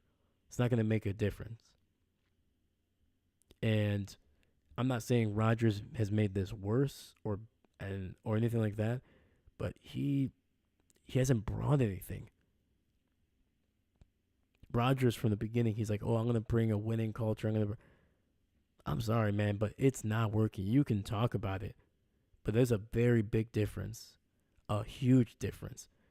The Jets are playing the exact same way on the field. It doesn't matter if you have a future Hall of Fame quarterback as your leader. If your team and your city and your fans act the same, it's going to be the same results. Dan Campbell, once again, going back to him, I love Dan Campbell as a coach. He's a kind of a corny guy. Sometimes he gets a little overzealous with the fake punts and things like that. But he's going to be like, we are not these Lions. We're not losers. We're going to punch you in the mouth every single Sunday. I don't care if we're up or we're down. We're going to play the exact same. It's about consistency. And that's the thing the Jets do not have. They are so up and down. They're so willing to fire coaches, demote coaches, trade for guys because they think they're so close. That's not how you win. You win by consistency and finding a vision. You don't just trade for a Super Bowl. That rarely ever works. The last team to do it successfully was the Rams, and the last time any other team besides them was able to do it, it did not work out well. You talk about the Eagles. Remember in 2011 when they're like, oh, yeah, we got Vince Young, we got Mike Vick, we got Deshaun Watson. We traded for a bunch of other guys, and they talked about themselves as a dream team. That team didn't make the playoffs. You don't buy a championship. And even the Rams, they had a great head coach. Sean McVay is a phenomenal coach. He changed the culture of that team. The Rams before him were at best a low-level average team under under Fisher, and they were terrible for a long time. But Sean McVay brought something new. He brought some creativity. He brought the Mike Shanahan kind of thought to it that you're seeing all around the league. Sean McVay was one of the first guys to do that. And that's a culture change. And that's the difference. So to me, the Jets have not changed anything. Robert Saleh never felt like he was really changing the culture. And once they traded for Rodgers, to me, that all went out the window because it was not going to be about what Robert Saleh wanted to implement as his team. It was, what are we going to do to make Rodgers happy and to get him to lead us to something? The best franchises don't have their players run the team. And I'm not talking about decision making. I don't pretend to think that Rodgers legitimately is able to get people fired or traded or whatever. But when you are beholden to a player or a group of players, that is a bad sign. That means that your franchise is directionless. They are rudderless. The head coach doesn't have the voice of the entire team. The GM does not have a voice of the entire team, and potentially the owner. You look at the most successful franchises, their quarterbacks might listen to their quarterback, but they don't beholden to his every whim. Look at Green Bay. Brett Favre tried to do that towards the end of his career. They shipped his ass off. Rodgers, vocally, every Tuesday for about 3 years, was just crapping on the Packers GM, on the Packers, saying, guys come here because they want to play with me, not because they want to play in Green Bay. Trust me, I don't know where he got that from because I don't remember the Packers ever trading for anybody or signing any massive free agents that didn't just come in for the money. Preston Smith was one of the highest paid linebackers when he signed that new contract in Green Bay. I doubt Rodgers had any play in that. Zadarius Smith was even paid higher than him. the Packers paid Billy Turner, who was basically a backup in Denver, but they played him. They paid him like a top 10 guard in Green Bay. That's why he signed with Green Bay, not because Rodgers was there. So, in my opinion, what did the Jets need to do? They need to change their culture. And I don't think Aaron Rodgers is it. I'm not saying he's the reason that they suck. I think there's many reasons for it, and I don't think it's going to change until Rodgers and his entire organization commits to changing the culture, changing it, and I don't think Rodgers wants to stick around for that. The guy's going to be 41 in December. It's not his fault that he's that old, but this is a rebuild. This franchise needs to be rebuilt from the ground up, and they had to be patient. Dan Campbell didn't get to the playoffs until I think his third or fourth year, and there was a lot of losing in between then. The Jets have to be okay with losing, but have to have a vision, and they need to stick to it. Stop trading for 30-plus-year-old former Packer players. Draft your guys. Develop your guys. Be patient. So, that's a good start for the Jets. Who knows? Maybe they do that and they still suck. I don't know. But that's my opinion. That's what they need to do.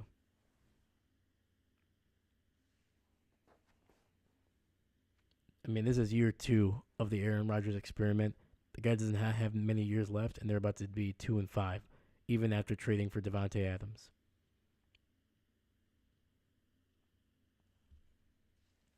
So 2nd and 7 here. Wilson under center, ball at the 15. He's going to be able to get close to the 10-yard line. It'll be 3rd and 2. Clock is under 2 minutes. The Jets have no timeouts. I have definitely missed a lot talking about what the Jets needed to do, so let me catch up here.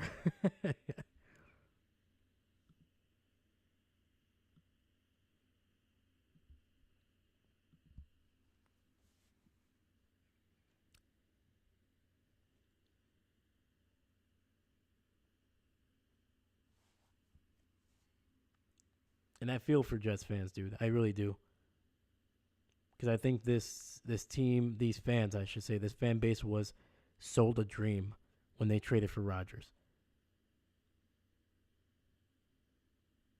And it's always tough for a fan base to kind of get their hopes up. It seems like every 3 years, and they just be disappointed. And that should be on the Jets owner. That should be on the Jets GM, because that's their job. Their job is to put out something entertaining that their fans are going to enjoy. You can still lose, and at least your fans could be happy for the most part. But when it's the same BS, same drama, same things like that, it gets exhausting, man. And this Jets fan base deserves some success. So it'll be 4th and 2 here, and the Pittsburgh Steelers will use their final timeout here with 30 seconds left.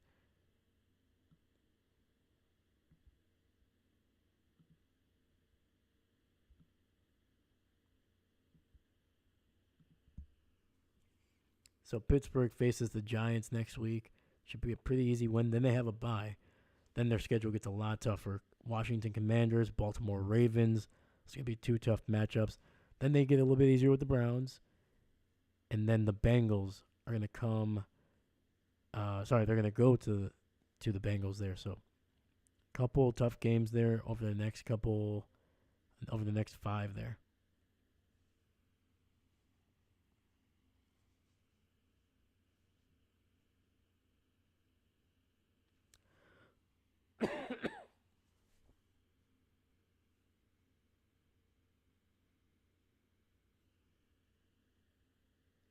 And the Pittsburgh Steelers are going to run a play here on 4th and 2.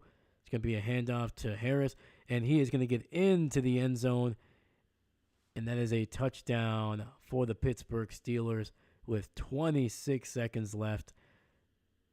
Pittsburgh, the fans are getting some celebration on there. Players jumping into the stands. Let's go.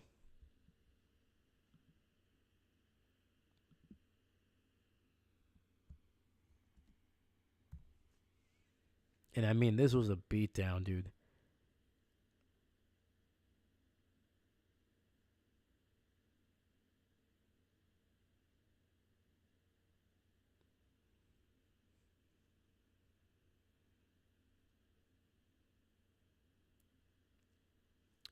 Extra point is good. Right down the middle. And this is a 22-point lead with just 26 seconds left. Pittsburgh scoring 31 unanswered points, and the Jets not scoring a single point in this second half.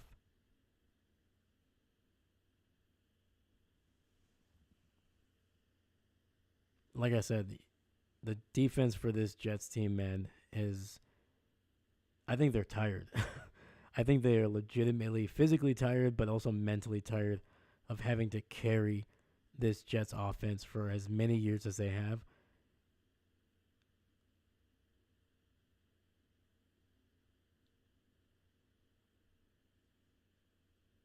So Pittsburgh is going to improve to 5-2, 1-0 with Russell Wilson, who looked incredible in this game.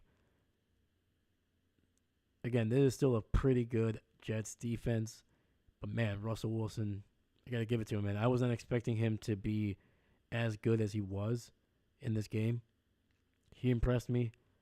If he can keep it going, man, they potentially made the right decision, man. And then the Jets will fall to 2-5, even after firing Robert Saleh and trading for Rodgers. They have lost 2 consecutive games under their interim head coach. And people talked about it after they went, 2-3? How many teams have fired their head coach early in the season, and it was early in the season, and gone on to have success? Can't think of a single one off the top of my head right now.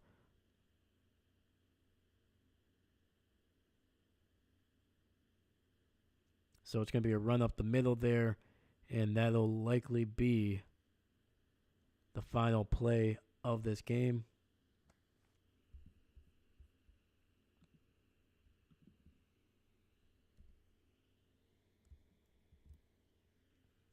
Final score, Pittsburgh 37, the New York Jets 15. So, obviously, I've had some heavy criticism for the Jets right now, but they kind of brought it on themselves, man. The way they talk about it, the way Rodgers consistently, basically always seems to be able to find new ways to say, oh, we just need to play to the level that, I'm used to, that we're used to, things like that. This team has been trying to make the Aaron Rodgers thing work instead of just making the team work. That's the big thing. And again, this is not on Rodgers. Rodgers can only do so much. Yes, he's the lead. He's the quarterback. He's also been the most vocal person in this organization. So he deserves some of the blame. But the Jets, at the same time, Joe Douglas, Woody Johnson, they are making these moves. They are making the decisions. And they need to share in the blame as well. And they need to just be willing to commit to something. Create a vision and stick to it. If you're going to draft somebody like Wilson, Zach Wilson, that early, you need to be able to commit to him. Give him somebody to throw to. Give him an offensive line. Give him a coach who is willing and able to coach him. But instead, they traded the kid out, basically put him and blamed him for everything that happened over the last couple of years. Then after he was gone, who'd they blame? Robert Saleh. Well, they got rid of him. And they just keep on going down the list. And it starts with them, man. The Jets have been the Jets there's a reason they have not made the playoffs in nearly 15 years. Robert Saleh hasn't been there for 15 years. Rodgers has not been there for 15 years. Eric Wilson or Sam Darnold were not there for 15 years. It's a Jets. It's a mindset. It's an organizational problem from the top. They need to admit that, and they need to be able to commit to something. Start from the beginning, build it up, and go from there. It's the only way that things are going to change. So that's my piece there. Heck of a job by the Steelers. Heck of a job by Mike Tomlin. Started out very, really rough there in the first quarter. Russell Wilson did not look comfortable. He looked a little skittish. Easily trying to roll out, throwing the ball away. Not looking great. But something late in that second half started to get something going, and then they just freaking ran away with this game. The defense played well, got 2 interceptions, and that offense putting up 37 points. So, a complete team win by the Pittsburgh Steelers, moving to 5-2, and they get a bye after next week, and they're looking like one of the better teams in the AFC. Who knows? Let's see how far they can go. But yeah, Jets. It's not going to be this year. How many more years or is Rodgers going to be there? So we'll see. All right. We got the loss. There we go. Yep, the Jets lost. They dropped to 2-5. So there's not many more games they can lose. After about 7 losses is typically the spot that you are, the last thing you want to do is have 6 or 7 losses when you're just in the middle of the season. If you have that many losses in the middle of the season, odds are you're not going to be able to get it going. You're going to be too inconsistent. The margin of error to get into the playoffs is going to be so low. And just the way that some teams are playing in the AFC, in the NFC, I don't think 8 wins, 8 losses or 7 losses are going to be good enough to get into the playoffs this year. And the Jets are already at 5, and their schedule does not get a whole lot easier. So we'll see. Thank you so much for everybody hanging out. Seastrom, thank you for dropping in. Dahlia, thank you for dropping in as well. Hopefully you guys enjoyed this one. This was a fun game. It kind of got, a little bit of a blowout-ish towards the end here. But, again, the memes, the storylines, I think were the big thing heading into this one.